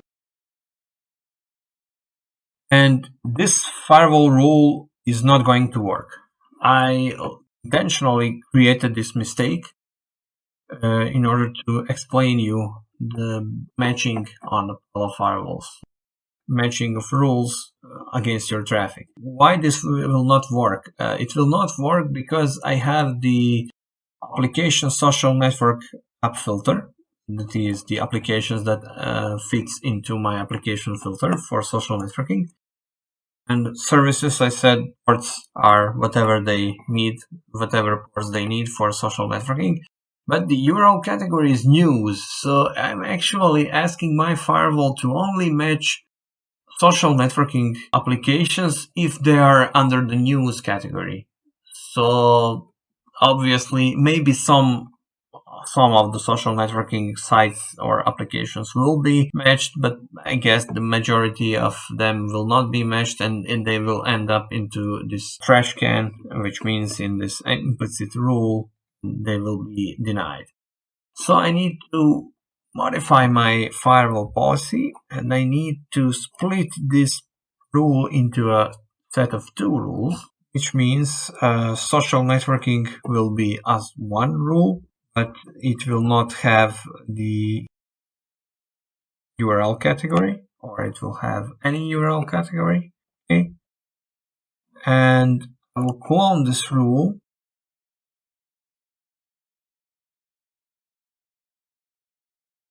I will call it news, and everything is the same, but the application will be any, and the service URL category will be news, obviously. So now, LAN to internet social network.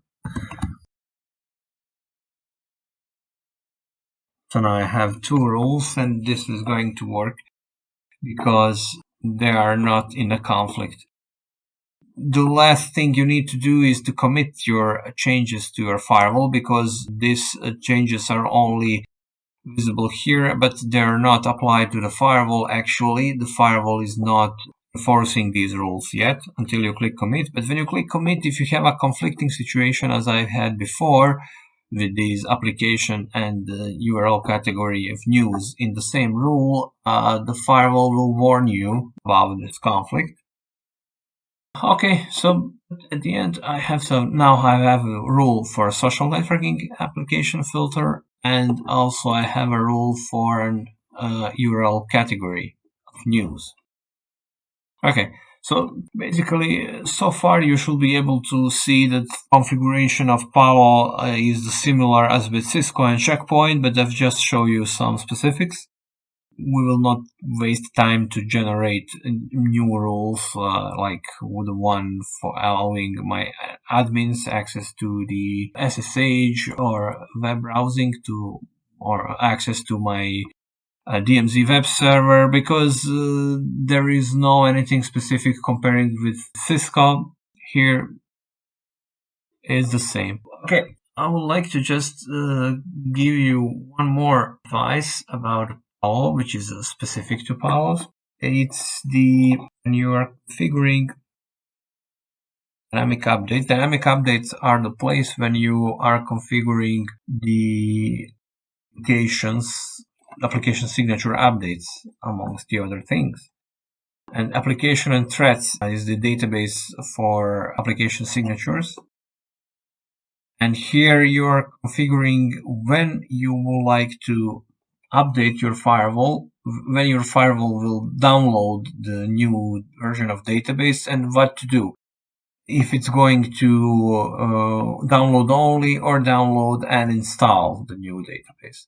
And click download and install. You see there is another checkmark, another option that appeared for me. It says disable new apps in the content update. Well, what's this? This is actually the Apollo has a lot of applications that is able to detect, but it has many applications have some dependencies, and many applications changed, and there are many new applications introduced. So this setting here actually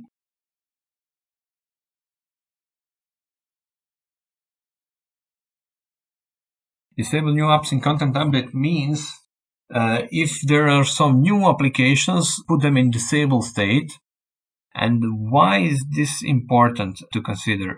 Because if you have, for example, an application, let's say, for example, let's just pretend that the Palo currently does not support Facebook application. So it just supports web browsing.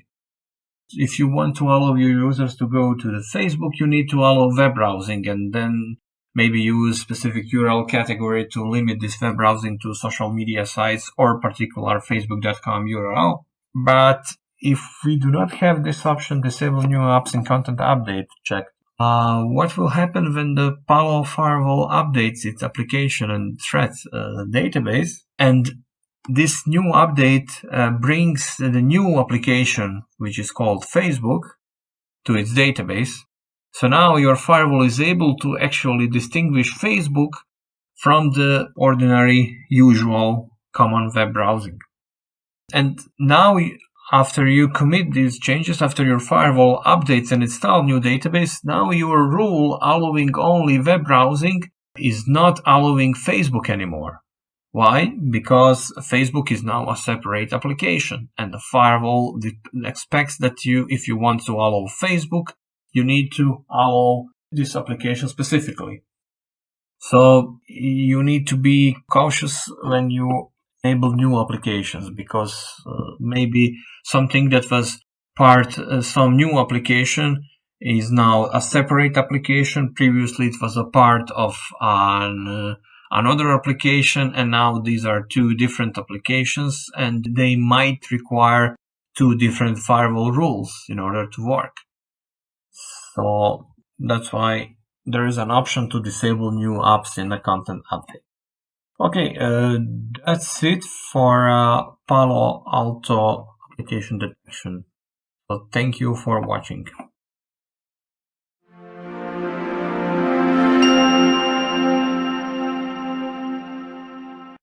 In this video, we will talk about pfSense, an open source next generation firewall platform, and its configuration of application detection.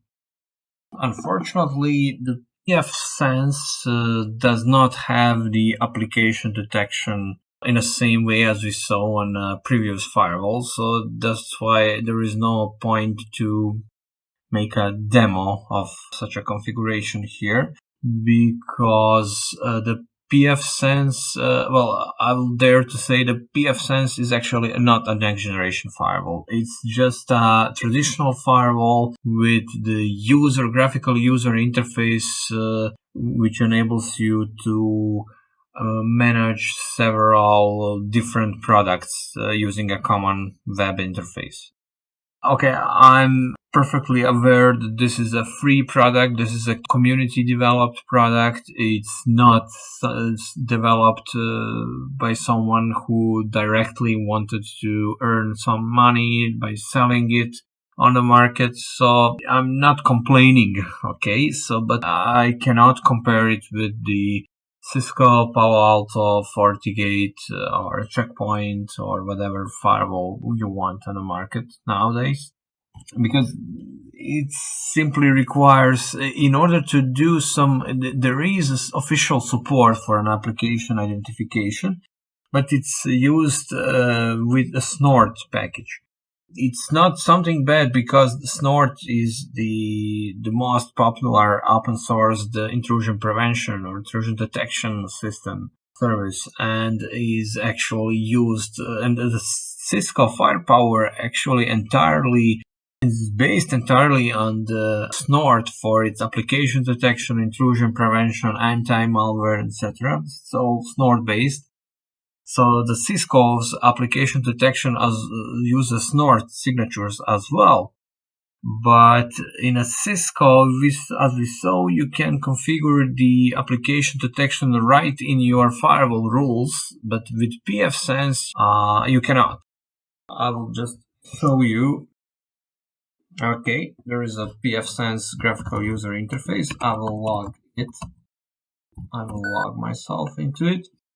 Okay, so if I go to the firewall, if I go to the rules, for example, I cannot, as you can see, when I'm creating a new rule, there is a source, there is a destination, as we saw with other firewalls, but there is no any option for matching an application. Okay, so it's only used in a combination with the Snort IPS. So you need to create a separate Snort configuration, which is actually configured here. So there is no any bond of this configuration with a firewall policy or firewall rules. So it's just an IPS with the capability of matching an applications, but then you cannot create a specific rule. For example, traffic from my network admin subnets, when they are going to my DMZ web server, I want to allow only these applications. No, it's not going to work like that, because it's more IPS minded solution. So we will talk and we will demo the pfSense definitely throughout this course, but not with the application ID. There is no point. I will show you how to configure the IPS in the next lesson, because the next lesson is about intrusion prevention, and it's very good in this, but with application detection you cannot do the things as you can do in firewalls we previously saw.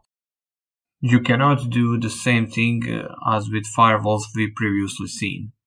Okay, so yeah, you can create a specific policy for URL filtering, but again, not inside of the firewall rules, but then you need to use a special package. It's called Squid, which is a well-known open source web filtering solution. So you need to use SquidGuard proxy filter to create rules for your traffic, but then it's about URL filtering. It's not about real content filtering, which application ID is in other firewall platform. So there is no point in talking about pfSense and application detection. It's not the proper next generation firewall in that term. So thank you for watching this video.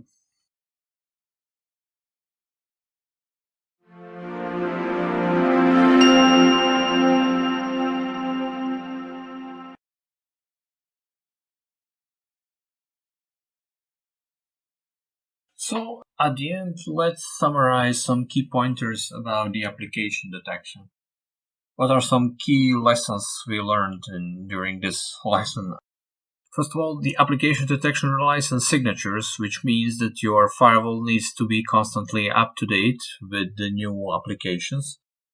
It not requires traffic decryption to work, but in order to work in the most accurate way, it might require traffic decryption.